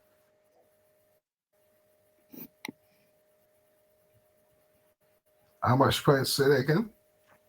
How many points do you think you'll get out of these next 3 games? They've got Fulham on Thursday away, Palace at home on Sunday, and then Liverpool away next Saturday. 4. Who do you think they're beating? What, Palace? Yeah, they beat Palace and draw against Fulham. It's Fulham, you said, right? Yeah. Yeah. And they lose to who did you say the team was? Liverpool. Liverpool, yeah. What, away? Anfield. Yeah. It's peak, bro. I think that might be the day Potter gets sacked, bro. I'm not even gonna lie, because see now he's got João Felix. I don't know if it's been finalized, but see now he's getting players through the door as well. It's just more pressure. It's just mounting every week, and I think Fulham's gonna beat them. You get what I mean, innit? Like they're backing you, they expect results, bro. Unfortunately, they ain't got time to be lingering at relegation battle. Because if they lose, which they are gonna do against Fulham, I'm sad to say it, man. But let me take that back, because I heard Mitrovic misses the game. He got his 5th booking, so he's not playing. So they might, but they're gonna lose against Fulham, man. Chelsea gonna lose the game 2 or 3-1. And then Palace might beat them. Being honest, like Chelsea's in the mud right now. They're in a dumb spot. I'm thinking they might get a kick seeing a new player at the training ground. You know what I'm saying? A few new guys through the door. Potter might try a little thing, but if anything, I'll say 3 points, man. And the worst thing, I think he might beat Liverpool, because if he goes there and embarrasses himself again, the fans ain't gonna have it. You lot know they were singing TT's name, right? Yes. Mm-hmm. Okay, that's thank you. They've had enough of Potter. This football club ain't about Potter and Bowley, you know. It's about the supporters, bro. You know what I'm trying to say, Jay? So they can stay there playing champ manager, making their plans. When the fans starting to boycott the team, then there's no team. You know what I'm saying, Jay? If every game the fans gonna go there and sing Tinjo's name, come on, man. You know what I'm trying to say, Jay? You've lost them. You've lost them. Like, bro, we support Man United, didn't it? So we know, yeah, if Ten Hag goes there, yeah, and we're singing for someone else, Jay. We've given up, Jay. You know the terrace. Yeah, that's true. We've given up. That's true. We've lost hope in you, bro. We're supposed to be supporting you. You know? Especially when there's top managers out there on the market, like Luis Enrique, Zinedine Zidane. That's it. And it's not like Chelsea's in a bad part of London. It's the nicest part of London, mate. West London. King's Road. Yep. True. Nice little country life down there, bro. So it's a matter of time. Oh, I wouldn't say a matter of time, but it's looking very, very peak for Mr. Graham. I know. I thought I'd be supportive on the pod for once, yeah, because all the fans know what I think of him. But it's hard to find, you know what I mean, the right words to support. Do you think, it's one of those where they start going with the young bucks? Because it's worked with, to a way, it's worked with Arteta over at Arsenal, getting rid of the bad influences, the experienced pros that aren't giving the maximum effort. Playing the youngsters it's reaped dividends. Some of the youngsters are done all right when they come on. Do you think he should just go with them and see what happens, or should he just stick it out with the guys that have let him down? Bro, a lot of Chelsea fans are saying that. Go on, Scar. Nah, for me, at this point, I'll go with the youngers. Like, what have I got to lose? Do you get me? Obviously, this season is a flop, innit? So I might as well go with the youngsters if the board are gonna give me time. Would you get me? And try to implement whatever he's trying to implement to the youngsters, bro. The olders ain't listening, bro. True. That is true. Ronaldo. Bro. So Skervin said 4 points. Oh, go on. Yeah, I said 3, Jay, because they said have 3. to beat Liverpool. Yeah, I say I'm 3. gonna even just gonna say more. You know, I don't think Chelsea lose any of these 3 games, man. I really don't. I think Chelsea gonna get 7 points. It can't get any worse than what it is right now. It can't. Nah, sorry, Jay, man. I'm sorry. Sorry. What did you just say, bro? They're Chelsea's gonna gonna get get 7 9 points. points. 7. 7 points. 7. Definitely not 9. Come on. Cool. I think Fulham could be the one where they might get back on track, or they get a point. Yeah, I think they beat Crystal Palace somehow. Somehow they beat Crystal Palace, and the way Liverpool are defensively, no Van Dijk, and they're so open midfield wise. I expect goals in that Liverpool Chelsea game, and if it is João Felix, then boy, I think they beat Liverpool. I really do. I think Liverpool are in a worse shape than Chelsea. It's just that what they have up front is more potent than Chelsea, innit? Because Liverpool ain't got a midfield. Their midfield is literally on bloody scaffolding right now. And defensively, they're terrible. Chelsea aren't terrible defensively. Midfield, they're just functional. And up front, they're barely right. If they can get that working, they're away, innit? I ain't gonna lie, I think Chelsea beat Liverpool. I really do. I don't think they're gonna hit back on form, but they're gonna, get the results in it. I'm gonna go 7 points, honestly. But I could easily see them losing all 3, and if they lose all 3, I ain't gonna lie, bro. I'm gonna be laughing, and boy, might be put her out the door, mate. Because by then, surely they must be in a relegation scrap in it, because they'll be closer to playing Millwall next season than playing Brentford, bro. Can I just add, lads? Yeah, it's a bit embarrassing for you guys to be saying play the kids. There's only 17 games, lads. Season ain't over. Season's done. They're not going to win no cups. And what's the likelihood of them finishing top 4? There's 21 games to play, man. Come on. So you're really hoping on the top 4 to at least one of the top 4 to fall off, and you're hoping on Tottenham or Liverpool to fall off as well. But no, I'm not saying they will finish, but I'm saying like surely they can't be playing youngsters 17 games in. You know what I mean, Dre? Like they can't. But even for the fans to be saying that, it shows where the club's at, innit? That's the point I was trying to make. Yeah, it shows like how much they believe in the team and the manager. For them to say that, play the youngsters 17 games in. Come on, man. That is ridiculous, man. The season ain't over yet. It's not. Definitely ain't over yet. Like, I think if they get a new manager in, quality, Luis Enrique, world-class levels, they can push for top 4. Come on, man. There's 60-something points to play for, man. 3? It's possible. You know what I mean? It's possible, true. Man. There's still literally a second half of the season to go. Literally. Yeah, man. We're not even halfway yet. We will be after next Saturday. And that will be interesting. That rounds up the FA Cup. I'll round up. Let us know your thoughts on the FA Cup and also Chelsea at the moment. Where do they go from here? We're moving on to a bit of transfer news. And Ronaldo mentioned it a bit earlier, but we might as well start with Chelsea. The big news today, João Felix. It looks like Chelsea have picked Manchester United and Arsenal to sign in João Felix on loan.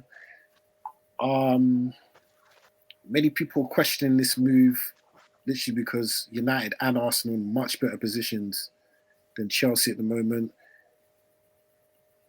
Word coming out of João Felix camp is that Chelsea's project is more appealing than United and Arsenal's. I don't know how that is. It must be the financial project because it can't be the footballing project. What's you guys' thoughts on João Felix going to Chelsea, and will he help Mr. Potter and Mr. Rodgers get Chelsea out of the dumps?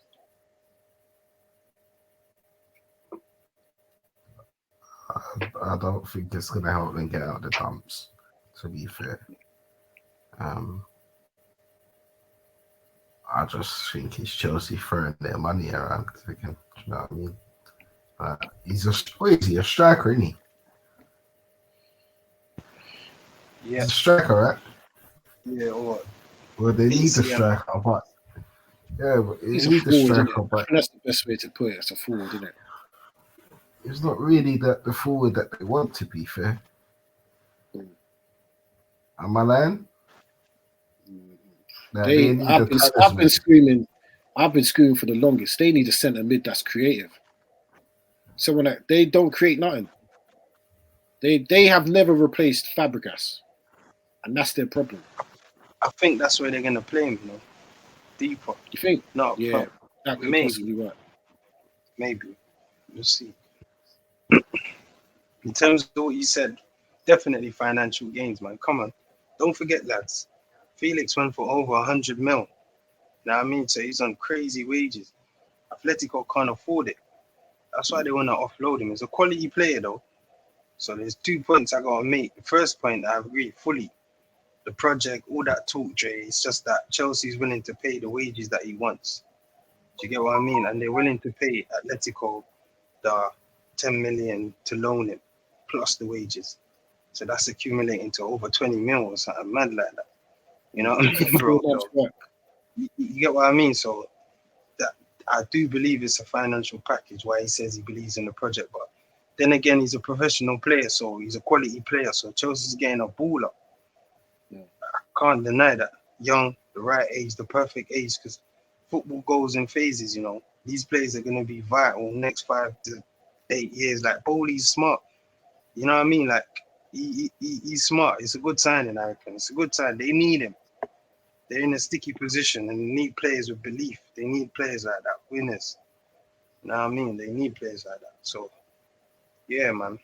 I reckon it's a good signing. I don't know if he can change their whole thing and get them back pushing for top 4, but I definitely know that he will help because he will bring goals. So goals help teams, innit? So, yeah, man. Good signing for Potter.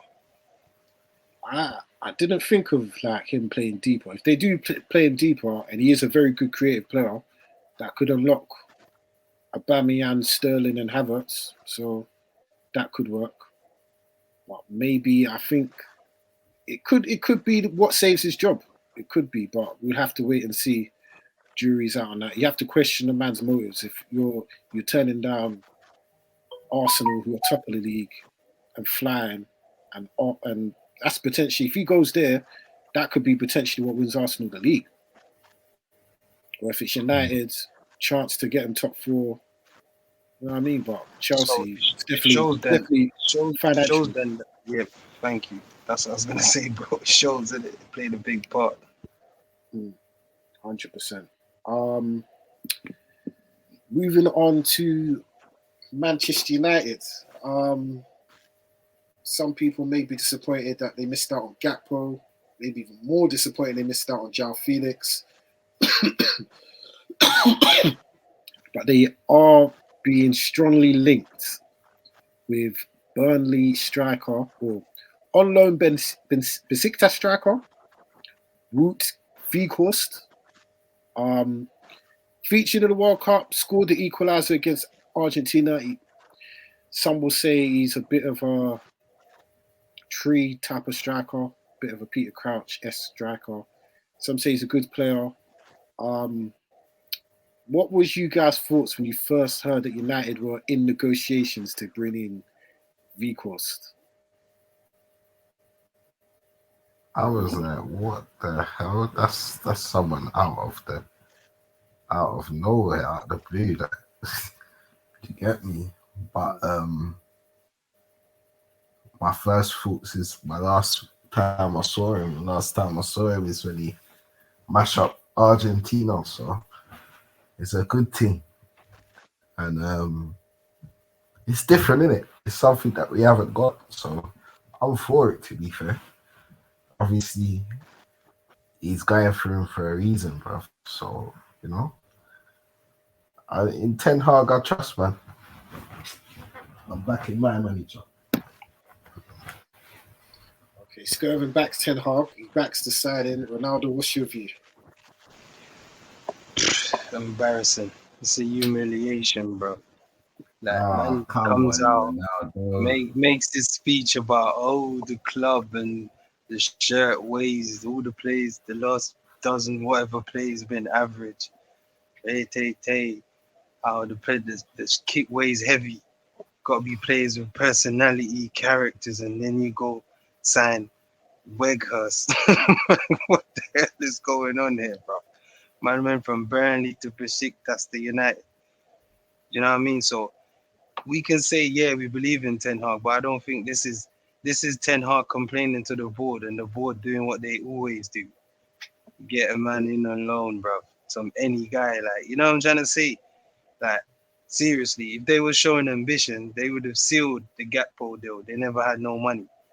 If they were still wanting to show a bit of ambition, they would have sealed João Felix. They don't have the money. So they go for Weghurst. We don't even know his name. What is his name? You know what I'm saying? Like wagon wheel or something, you know? Man, come on the pitch, yeah, and do what? Come on, bro. He doesn't even fit with the profile of the team that we have. So in terms of that, I think that's just the board trying to keep Ten from nagging. He needs bodies. He needs strikers. We've only got one recognized centre forward. Yes, Rashford can play there, but the only striker we have on the books first team for me is Martial. So yes, we do. We need a striker, but stick to your philosophy, Ten. Don't just get any guy through the door. But then again, what Sker said, he's different. So if it is a Ten Hag signing and he's a tactical signing, it could work because I've seen Ten Hag do it with Hellier that used to play at West Ham. I've seen him bring him to Ajax and just use him so effectively that he became one of the top scorers in the Champions League. He scored like 9 goals in the Champions League. And this guy couldn't, he couldn't even hit a barn door, bruv. You know what I'm saying? When he was at West Ham, bruv, he couldn't score if you paid him. You know, like that's good. Like if you paid the team to let him score, he couldn't score. So Weghurst was rubbish at Burnley. He is I don't know, man, Fighter FC, bro. You know, Fightman FC, but in terms of like his hold-up play as a footballer, like if I look at his asset as a footballer, yeah, he's brilliant at what he does. So when you look at him tactically, he's brilliant at what he does. He can hold up the ball. He's strong. You know what I mean? He scores goals, innit? Like Sker said, he came in against Argentina and he scored 2 goals. That's what he's there for. When a team plays for him, he can score. So tactically, he's good at what he does. Is he pleasing on the eye? No, he's not. But at what he's done and what he's there for, you could say, fair enough, it's all right signing. You know what I mean, Jay? So, yeah, man. Am I happy? Nah, but am I sad? Nah, it's one of them ones, innit? I'm on the fence with old Weghurst. I feel like this is one of those typical Man United January pound stretcher signings that we keep making. Like, you know what I mean? Like a couple of years ago it was Zagallo. And then like don't remind me. That's what I'm saying about United. But yeah. What is it with this team and signing old geezers, bruv? Like Ibrahimovic, old geezer. Falcao. No, what Falcao? Who's the other one? What's that bomber hole? Cavani, old geezer. Yeah. Ronaldo, old geezer. That Weghorst is not an old geezer, but like, come on, man. Like, I'm not mad at it. He's functional, innit? He does a job to the summer because I heard United are trying to go big time in the summer for a striker, innit? I'll mention the names in a minute, but he's better than what we've had previously come through the door in January, and he wants to come. It's not someone that we're gonna have to throw money at him, bribe him to come to Man United like Cavani and the rest of them. He actually wants to come and do a job in it. So if it's just to the end of the season, if he can get us 5 to 7 goals and they're winnable games, like the goals win us games, I'll take it, but this is another poor move again by United. Like, we should have had another striker in the summer. Like you said, Ronaldo, in terms of Gakpo, we could have got him for 25 million in the summer. You know what I mean? Why didn't we get him? But if he's going to be a backup, and his injury record's pretty good, I think he's only missed like 5 games in the last 6 seasons. We've only had Martial for 5 games this season, so I'll take him, man. I'll take him. But we'll see how it goes second half of the season. But in the summer, United are linked and are looking at getting a proper number 9 through the door. They've been linked with Dusan Vlahovic. There's another name they were linked with. But they are seriously looking at a certain man from North London who's about to become the team's record goal scorer, surely within the next week or so. Mr. Harry Class A Kane is on United's list of strikers in the summer. Certain people have mentioned him in the past, and certain men are saying now it's time. Should Manchester United go after Harry Kane in the summer? And is he what we need to take us to that level of winning trophies?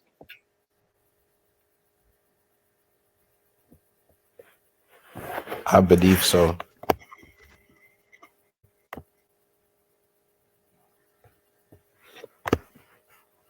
Yo. Yeah, Harry, I don't know, man. Giving up on Harry J, man. The bottler, man. And you know he's my guy. Like, I've given up on Harry. He's past that age now where, Yeah. you know what I mean? If you're going to miss penalties like that, I want you to be like 25, 23, 24. You know what I mean? So I can look to the future. I can't see no future with Kane. he might come he might come in, win us a 1 trophy, then you just bottle it. You know what I mean? Like, he's a serial bottler, bro. We don't need them, man. There, we need young players with careers ahead of them to make. See, like Alvarez and that. I wanted Alvarez at United so bad, and look what the kid's doing now. Like, I need players like that with careers ahead of them. Like, you get what I'm saying? Like I've always said, yeah, it's ambition over reputation, bro. Football's changing. We need young, hungry players. Like, see the way how Madrid built a team, yeah? Vinny, Rodrigo, Camavinga, Tchouameni. We need to be building our team as well, bro. You know what I mean, Dre? Like, and the span of United's team is very old when you dip it. De Gea's 32. This is what I'm saying. 32. Casemiro You know what I and mean? Eriksen 30. Thank you, bro. When I say the age, he's past the age now. You can come in, and you might be successful for a year or 2, or maybe, you know what I mean? But I need a young player that fits in the profile of the team that we're building, bro. You know, like that. That's what we need, like a player in the bracket, like the first guy you said, DV. You see me? You can bring him in, and then now we're talking. You get what I'm saying, Jay? Like, now we're talking. Players like that, young ballers that's ready to go out there and prove to the world that, yeah, I'm here. You know what I mean? I love that, bro. He's a better option for me anyway. That's my opinion. You know what I mean? Not taking nothing away from Harry Kane. You know what I'm saying? Come on, Kane's a legend in his own right. You know what I mean? Not for my team anymore. You know what? If this was maybe a few years ago, I'd be like, yeah, Harry Class A. Oh, these are the names. Yeah, just before I get back to Kane, Vlahovic, Victor Osimhen from Napoli, Benjamin Sesko, or Harry Kane. We'll touch on the other names in a minute, but back to Harry Kane. Yeah, I think he's at that point now where I can't even trust him.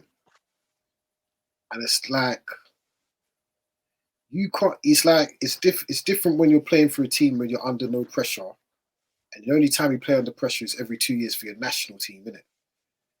He can afford to get away with flopping at Tottenham. But when you come and play for Manchester United, it's a different level.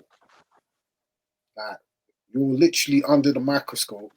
Every game, every possession, you're under the microscope. Like, I don't even know if there's a Tottenham Hotspur fan TV, but there's about 50 Man United fan TV channels, and they will let you know how you're playing, and they'll let you know about it through the Stretford end as well, bro. Different levels.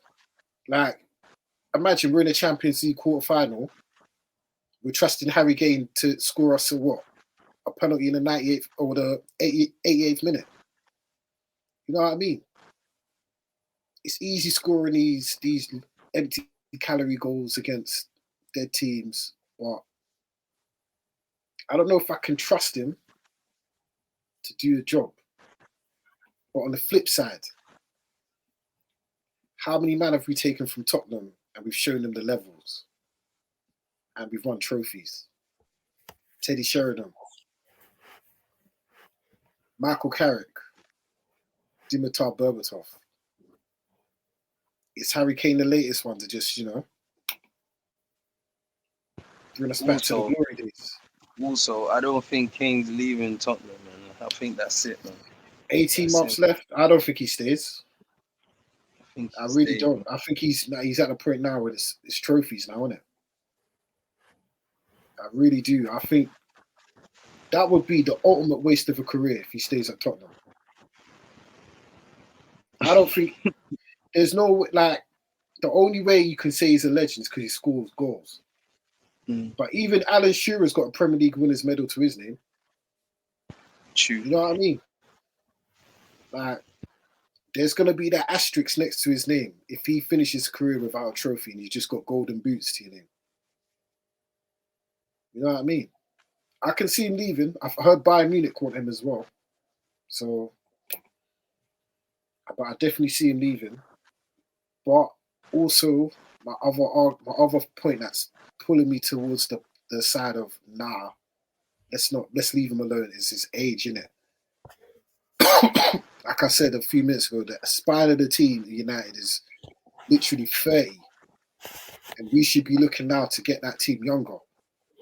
Kane could probably do an RVP and win us a league, maybe a trophy outside of that. But he ain't got no legs anyway. So in a few years' time, what's he going to become? Because he can't press, really. Is he just going to be what? At number 10? Or is he going to fall back and become a centre mid? Like, what are we going to get out of Kane, to be honest? So, it's a difficult one. Because even now, 15 goals from 18 league games in the Prem. We all talk about Haaland, but Kane's second top goal scorer. I don't know. Definitely serial goal scorer. You can't take that away from him. Definitely. When it matters, can we count on Harry Kane? That's the thing. Just because we need goals, I'm not going to lie, I'll say buy Kane. Even if it wins us a league, but we got to buy another striker, maybe a year or two after we get Kane, just to be like, the next up type of thing, innit? But I'm leaning towards the side of Harry Kane. Let's get him. He's a goal scorer. He's a gunman. There's not many of them about in football these days. You know what I mean? But what about Benjamin Sesko? Oh. He's the other end of the scale, isn't it? Right profile, ambitious. I think Victor Osimhen's the perfect one because he's the one that's in between of that scale of like Sesko. I agree, but see for the price for Osimhen, and we don't really know Osimhen's age. You get me, bro? My man say you're the ones there, bro. Serious. To be honest, bro, man's probably say 23 or something, 24 or something, mad like that. You saying he's really 30? No, I'm saying, bro, no disrespect, but you get me, that man there, and it's too much fees as well. Because the last time we inquired, Napoli saying 100 mil, and by that time they might have won the league, so that's gonna add another 20 on there. You know what I mean? But then at that point, you want someone that's proven up front.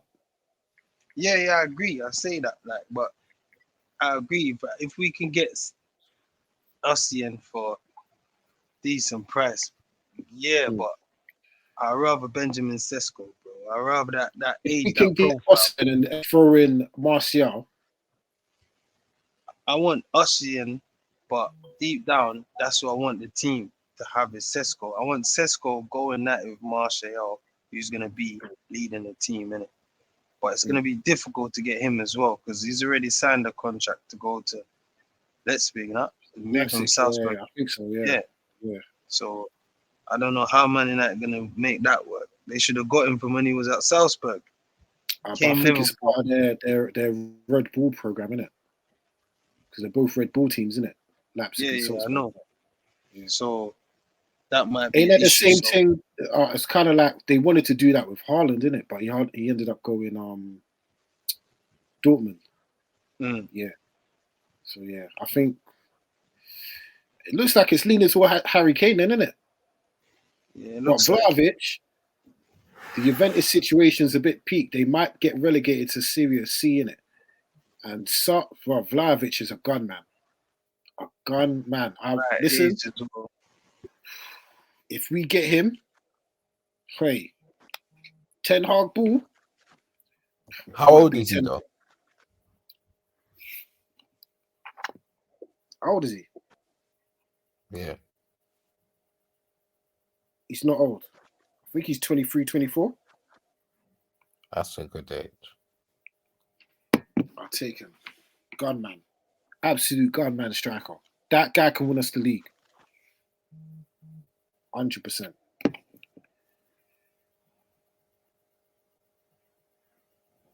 I think that's about it for transfer news. Arsenal still trying to push to get Mudryk, but it looks like Chelsea are trying to stump up the money.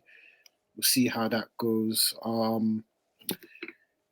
That is it for the transfer news. Let's get to the big stuff over the weekend coming. It's Derby Day. It's Derby weekend. First game is the Manchester Derby. That is at 12:30. I know we spoke about it last week. We're 5 days away from it now? The last time we played them, we were a bit optimistic, but we hadn't played for a month. We beat Arsenal, but the Queen passed away. And I think then it was internationals, and then we didn't play for a month, and then we played City, and we got battered. This time, we're coming to this game on the back of 4 league wins in a row, 7 wins in a row, all competitions, possibly 8 after the League Cup. Fingers crossed. What's different from the United team from back then in September to now? And do we stand a better chance of winning this game on Saturday than we did back in September?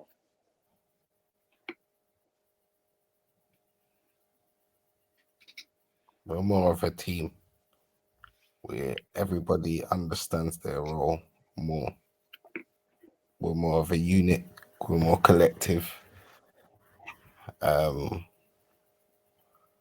resilient. I think we're more resilient, especially at the back as well. So let's see what happens, isn't it? Like, I definitely know that we ain't gonna have the same amount of goals that we had last time in the game.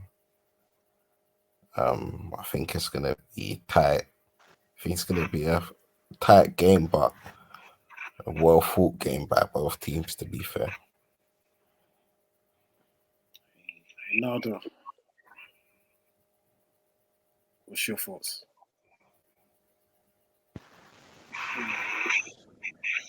For starters, we're gonna have big cats in the middle. You know what I mean? We're gonna have a more settled team, like Skervin said, a more confident team. The managers had more time with the team as well. But going into the game, better form, we're in a good place. So I expect performance from the team. Honestly, I expect a good performance from the team. Like, because what was it? 2 hat-tricks. Foden and Haaland, yeah. That's the worst performance I've seen. So surely, like, you can't get any worse than that. And I also think 10's gonna want to prove a point at home, his first derby. I expect he'll win. I'm being honest, I really do. Like, I expect Man United to show us what we've actually been seeing glimpses of. I reckon we're gonna go out there and play football, compete with City, give them problems. Yes, it's not gonna be an easy game. We're not gonna just turn them over 4-5-6-0. But you know what I mean? I've seen Chelsea play against City and give them a good game at home. So I expect Man United to be even more of a threat and put them more pressure, cause them more problems. You know what I mean? So yeah, man. I expect a good game. Okay, let's get predictions, score predictions. I'll go first for a change. I'm gonna go United win. I'm gonna go 3-1. I think we're gonna, if we can get Old Trafford rocking, early goal, I think we beat them comfortably. I'm not impressed by this City team this season. I think they play through Haaland a bit too much. There's a big difference from when Haaland plays and when Haaland doesn't play. And I think they rely a bit too much on him. Not taking nothing away from Haaland, he very much reminds me of Ruud van Nistelrooy in that point where United used to rely heavily on Ruud van Nistelrooy for goals. But when he came out of the team, when we started playing like Saha, Rooney and Ronaldo, the goals were more spread out and United started playing better. I think it's very similar to Erling Haaland, isn't it? And Man City. So I don't think they're gonna turn us over at Old Trafford on Sunday. I think on Saturday. I think if we get stuck in on them, yeah, 3-1. I think Martial's gonna score. I think Rashford's gonna score, and Martinez. 3-1 United. Skervin, what are you saying?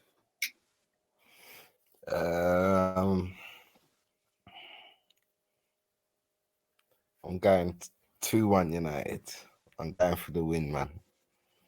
I'm going for the win. I'm confident. I'm confident any game we're going right now, mate. So, yeah, 2-1 United.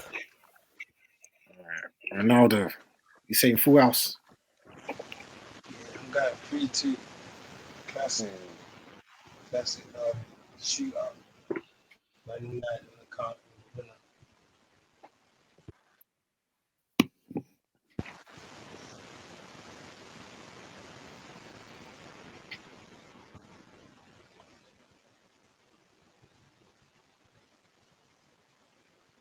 No.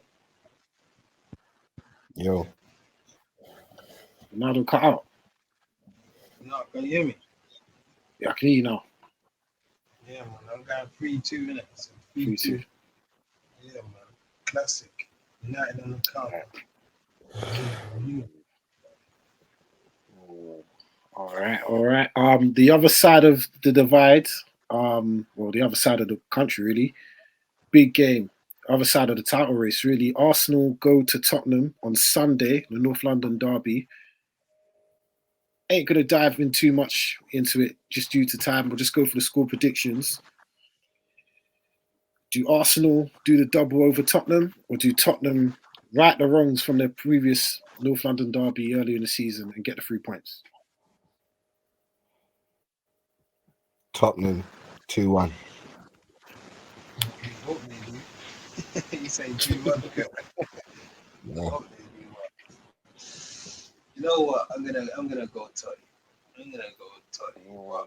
In my heart, I'm saying Arsenal. You know my Arsenal fan. I don't know I'm gonna beat them. But I can see. You said what? You're an Arsenal fan? Nah, I'm a fan of Arsenal football. At the moment, Hey. I think we're not gonna do it Arsenal now because it's Tottenham. I'm going Tottenham. I think Conte has got a point to prove. We're knocking him at home. 2-0 Villa. So I think he's got to show something to the fans. The old rival enemies coming to town. I think Conte. I can see him pulling off. So I'm going Tottenham 3-1 to 3-1 Tottenham. Or maybe it's a full house here. You know what? This is one of those games I was talking about that are the real test for Arsenal. They've only had one this season, and I was going to Old Trafford. This is the one. North London derby away from home. If they can pull out a result here, then I ain't gonna lie, I'm gonna have to take them really seriously for the league. Because that will give them the confidence to go on. It's a big one. It's a big one. Jay said Arsenal is title contenders now. Yeah. I ain't gonna. This is one of them ones. This is a big because remember they've got us, they've got Tottenham, then they play us, then the week after that is City in the Cup, and then I think they play City in the league at the Emirates about 10 days later. Big games coming up. This is where we're gonna see what Arsenal are made of. If they can pull this one out the bag, it's a difficult place to go to. Then I've got to take them seriously. I'm gonna have to take off the sunglasses and try and look at them with my contact lenses, mate. You can't ignore them now if they go to their White Hart Lane and get 3 points, but they're not going to, because I feel like that pressure of City dropping points and having to go to Tottenham's going to weigh on them. The most they're going to get out of that game is a point, but I see them losing that game, and I can see the title race opening up a lot more. Because, boy, if we beat City and Arsenal lose with 5 points behind, I'm just saying, and there's a couple of games before, just saying. But yeah, we'll leave that alone. But I'm gonna go with Arsenal to drop points in that game and lose. I'm gonna go 2-0 Tottenham for that one. Let's quickly do the rest of the weekend games before we go. We can do the Fulham Chelsea game on Thursday. Ronaldo's already said Chelsea are going to lose. Skervin, what's your thoughts? Do you think Chelsea get points in that game, or Fulham continue their good run of form? I think that's a draw, to be fair. I think that's going to be a 1-1 draw. I'm going to go 2-2. I think Chelsea will get a point out of that. I don't think they're going to lose that game. I don't think Fulham are that good to turn over Chelsea like that. Ronaldo, you really got Fulham to turn them over. You said 2-1, yeah? Yeah, 2-1 Fulham. All right. Friday, we've got Aston Villa at home to Leeds. What are we saying for that one? 2-2. Villa. 3-2. I got Villa as well. I think Villa are going to win that 2-0 for that one. Saturday, 3 o'clock. There's 4 of them. Some big ones here. The battle for UEFA Conference League. Brighton versus Liverpool. Who we got for that one? See Brighton. 3-1 Liverpool. Ooh. See Brighton. See this game. Same. So I'm gonna go for a high scoring game. Same. I got Brighton. 3-2. 3-2. Tell you, I can see Brighton doing that. Definitely. I'm gonna say I think there's gonna be a lot of goals in this one. I'm gonna go 4-3 Brighton. I think this is gonna be a Premier League classic. I think Brighton are gonna turn them over though. I think Liverpool defensively are absolutely shocking, and in the midfield they're terrible as well. Another away defeat for Liverpool. I'm gonna go 4-3. The next 3 games, literally, this is like relegation Sunday, bruv. Survival Sunday, but it's in January. Everton versus Southampton. Big one. Who you got for that? Surely whoever loses this game might lose their job. I'm going Everton. Let's give Damari Gray. Come on, cuz. How did you know, cuz? Come on, cuz. If he gets outshone by guys down, like Romeo Latvia and the other young kid here, I don't want to hear no more than Damari Gray, bro. Leave the guy the young ball. You know what I mean? So I'm going Everton. 3-1. Give Southampton the win. So you're only going Everton to Damari, right? Just saying. Yeah, he's a factor. I expect him to do well against Southampton. 100%. All right. I'm going to do Everton as well. I was impressed with them second half against Manchester United. I'm not going to lie. If they can bring that to the Southampton game, they should knock over Southampton easily. But this is the same Everton team that I saw play well up to 50 minutes against Wolves and then get slapped. No, what Wolves? Brighton, and then get slapped 4-1. So you don't know. But I'm going to go with Everton because Nathan Jones shouldn't even be managing the Premier League, to be honest. So, yeah. Everton 3, Southampton 0 for that one. Another Survival Sunday game down at the City Ground. East Midlands derby, Nottingham Forest versus Leicester. Football heritage, isn't it? Nottingham Forest. They should get a win in this one. Leicester's struggling again. What's you guys' thoughts on that one? I think Leicester's going to beat them. It's not going to be easy, though. But I think Forest, they play well at home. I don't know, they play good. They're better at home. But I think they're going to come to the end.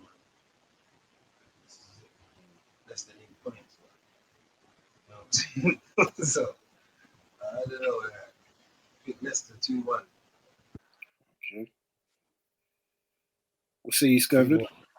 2-0 Leicester. Ooh. Mate, I'm going 2-0 Nottingham Forest. Football heritage. I think your point, though. When you play, they play good football at home. Last game they drew Chelsea. They're meant to win that game. They pulled them. A better chances. They had them on the ropes. You know what I mean? So I get you, though. They do play good football at home. They play way better. Football heritage. Football heritage, mate. You see those 2 stars over the badge, mate? That's football heritage, bro. There's some teams. There's a lot of teams in London that ain't got a star over their badge, innit? A couple in North London. Final 3:00 game. This is another one. This is survival. This is survival Sunday. I think they're 2 of the bottom 3. Wolves versus West Ham. It's the end of Wolves. I mean, the end of Moyes, mate. A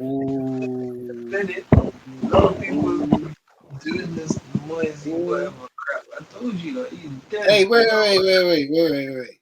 Weren't this Skervin guy saying, what was it, Thomas Suchek and that? Yo, brother, come on. That was last season. No, this was this season, bro. This was early doors, bro. This was early doors. Remember Ronaldo? The guy said Thomas Suchek is a top midfielder. And when we asked him what does he do, he gets about, he runs around, he gets about. That was his. Hey, now Thomas Suchek is on the bench lately, has he? No, he's on the bench. Maybe they need to put him back in the team and just do the Fellaini thing, man. Yeah, you know he's the Eastern European Mario Fellaini minus the hair, bro. Literally. He's just Mario Fellaini, just same height, everything. That's West Ham. They should go back to that. I don't know why he's trying to get Piquet and all these men. He knows what he's doing. Ben Rama and playing Ben Rama all of a sudden. It's desperate, isn't it? No, bro. And all the fans that said it, remember we said it, Jay. West Ham fans, after a while, they're going to want to see football. Exactly. ain't no football in it at that stadium. Yeah, bro. You know what's on their badge? The academy. They're the academy of football when it comes to London. You know? Team play out, they don't want to see Sue checking them, man. They're happy that they got to where they are because they're doing well in Europe in that conference thing, innit? They're doing well. Yeah. So they're happy for that traveling around Europe. But when the shares the fun, they say the next season they could be traveling to the Den, bro. Let alone travel around Europe. Traveling to the Den and then what's it? Loftus Park and that. Is it Loftus Park? Loftus Road in that. West Ham going on there. Could be there next season. Too many players that are like one hit wonders. Like no music, you got a guy who just got one record and it's a hit and then that is it. They got too many players like that, like Gerard Bowen. Them men are not giving me the season we had last season. When I was saying it, everyone thought these guys are gonna be consistent every year. No. They might like that. West Ham's got players like that. Antonio, you just have a brilliant season. You just scoring. But that is He's good for a few seasons still. You reckon a few? I reckon Antonio, Scott McTominay, and them, man, Fred, and all, they're the same, Jay. You see, once they peak. You say they're nicking a living. That is, no, when they peak, they give you a good, that is it. Enjoy it, bro. That's it. That's the best of their career. They will never get to that level again. See Gerard Bowen and the manager, it's downhill from now on. They will never get to them levels scoring. You'll see it. They got booed off the pitch in their last league game. Bro, what we say? It was him and Potter in it. They were both in 4 games in a row. But Moise to be over that, he went to 5 games in a row. So it's probably got 6 now. He's Potter drew, you know? He won against Bournemouth. Moise is still losing. When's the last time West Ham won a game? Think about it. I don't know. Definitely won in 2022, 23, I should say. So what are we saying? Wolves pick up the W in this one. 100%. You know what? They look good against Liverpool. Very good. I like Nunes as well. Is it Cunha? Yeah. Matthias Cunha. Yeah, I like him as well. He played all right against Liverpool. I think Wolves are going to end up finishing mid-table as well. I really do. I think, they're going to come out of this little position they're in. I've got them comfortably beating West Ham. I'm going to go 3-0 for that one. 5:30 game down at West London. Top team. It's the second team in West London. Brentford versus Bournemouth. Surely another 3 points for Brentford.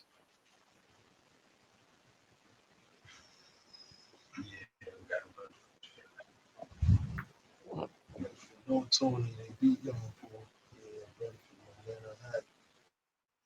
Yeah, 3-1, I don't go that deep. No Tony. You see, Skervin? 3-1 Brentford. Yeah, I see them winning that comfortably. See, 3-0, 3-1, to be honest. 2 games on Sunday. We talked about the Spurs Arsenal, so we'll leave that alone. 2 o'clock games. Chelsea at home to Crystal Palace. We talked about it briefly earlier, so we'll just get straight to the score prediction. Is it another game without a win for Potter? Yep. Or is this the beginning of the turnaround? That is going to beat them, bro. I'm telling you, 2 back. This is when it gets peak for Potter because Fulham and Crystal Palace are 2 less teams in London, so it's going to be ridiculous. I'm telling you, Palace always do well against Chelsea. They've got a good record away at the big 6 teams as well. They've always been unlucky, even when they lose to the teams at Chelsea. I'm telling you, Chelsea ain't really creative like that, but they're a better organized, better team. Better quality, but on the day, Palace will give them a good game. So I'm not gonna go ahead of myself. I'll say 1-1 in it. 1-1. 1-1 or 2-1 Palace, but you know what I mean? It depends on the Fulham result. Fulham slapped them on Thursday. Palace is definitely beating I got one. I think Chelsea slapped Crystal Palace. You know the reason I'm saying this is because Palace slapped 4-0 last weekend at Tottenham. Crap in the FA Cup against Southampton, got knocked out. They're not there. They beat someone the other day away from home. I think it was Bournemouth. Is it? But they haven't looked good. There's troubles at Palace, I'm telling you. Playing the same team every week and expecting a change. Like they say, first sign of insanity is doing the same thing over and over again, expecting a change, bro. Vieira's got to change it up with that team. Can't be playing Jordan Ayew every week. What's he, 30, but he looks 45, bro. Drop him. You know what I mean? Freshen it up. I think Chelsea turned them over. I think it's going to be a comfortable 3-0. If João Felix is registered in time, he might bag a couple in that game as well. Skervin, what you say about that game? I'm going for a Chelsea win, to be fair, 2-1 again. I don't think it's going to be a high-scoring game because both teams ain't scoring that. So, but I think Chelsea going to nick it 2-1. Right. Okay. And then the other 2 o'clock game, Newcastle at home to Fulham. Is Mitrovic going to be back for that one? Yeah? Should be, yeah.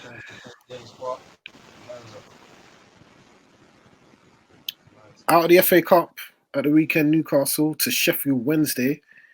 Is this a bounce back game, or do they drop more points after they drop points against Leeds before the FA Cup break? I think that.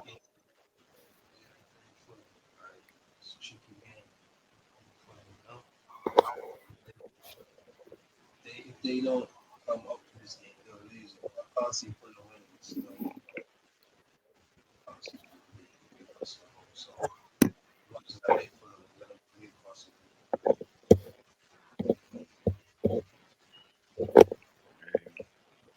Yeah. So let's say Newcastle win or draw. 3-1 Newcastle. All right. Skervin. Yep. I'm going for a Fulham win, to be fair enough. Ooh.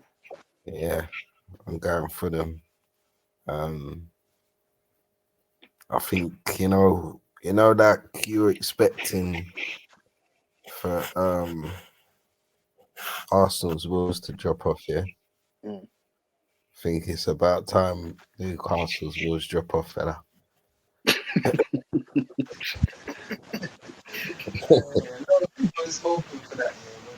Nah, serious, but don't get me wrong. I've said it earlier. I said that they've done well up to a point. You know what I mean? But when it comes to the real nitty gritty of the Prem, bruv, yeah, Joe Linton can't be helping you, cuz, yeah. Big man thing, fam. You know, before Eddie went down there, everyone was saying, "What is Joe Linton? He's a striker. What are you like?" No, I'm not saying that he's not a good player, fam. I'm not saying that, but what I'm saying is when it comes down to nitty gritty, mate, you know what I mean? Them type of player there, they're gonna go hiding, bruv. And he's like newness. They're not polished. That's what I'm saying. He's not polished yet, bruv. Them man there Newcastle, them man they ain't polished yet, bruv. They're good players, but they're not polished. Yeah.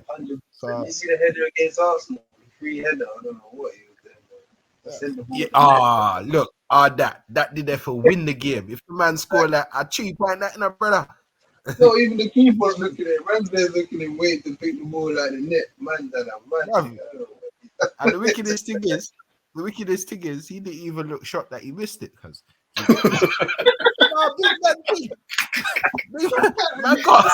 Well, you say he's just happy to be in a position in that. Brother, man looked like the way he acted is like he missed a 30-yarder, cuz that. You get me?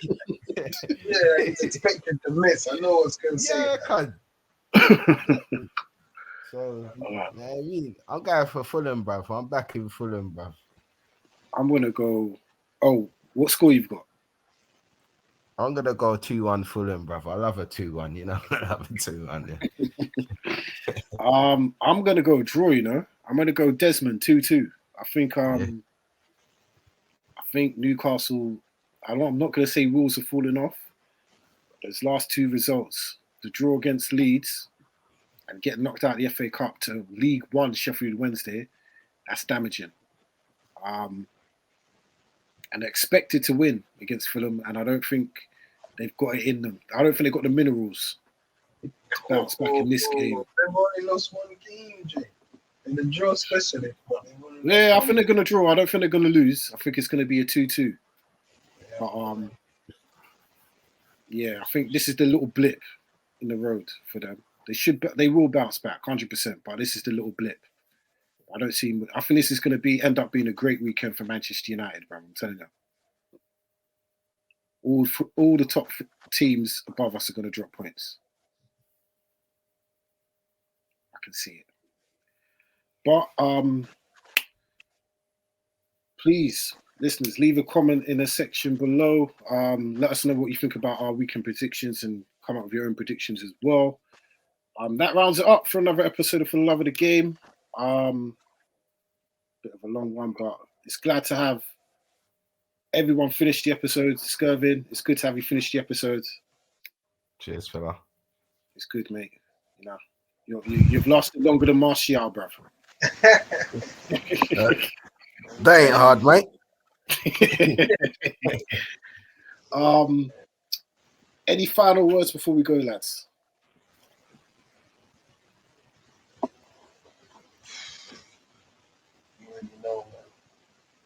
God bless. For the love of the game. Keep supporting us.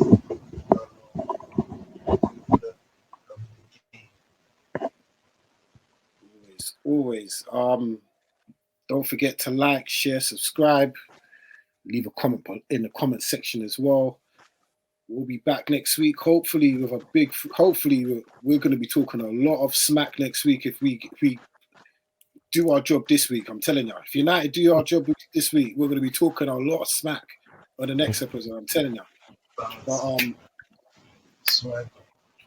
But listen, if we beat Arsenal as well, they don't want us. They don't want another episode of this pod. I'm telling you. It's just going to be me talking smack. I'm telling you. But for myself, Dre, Skervin, Ronaldo, another episode For the Love of the Game. We are out. Peace. See you next week. Peace.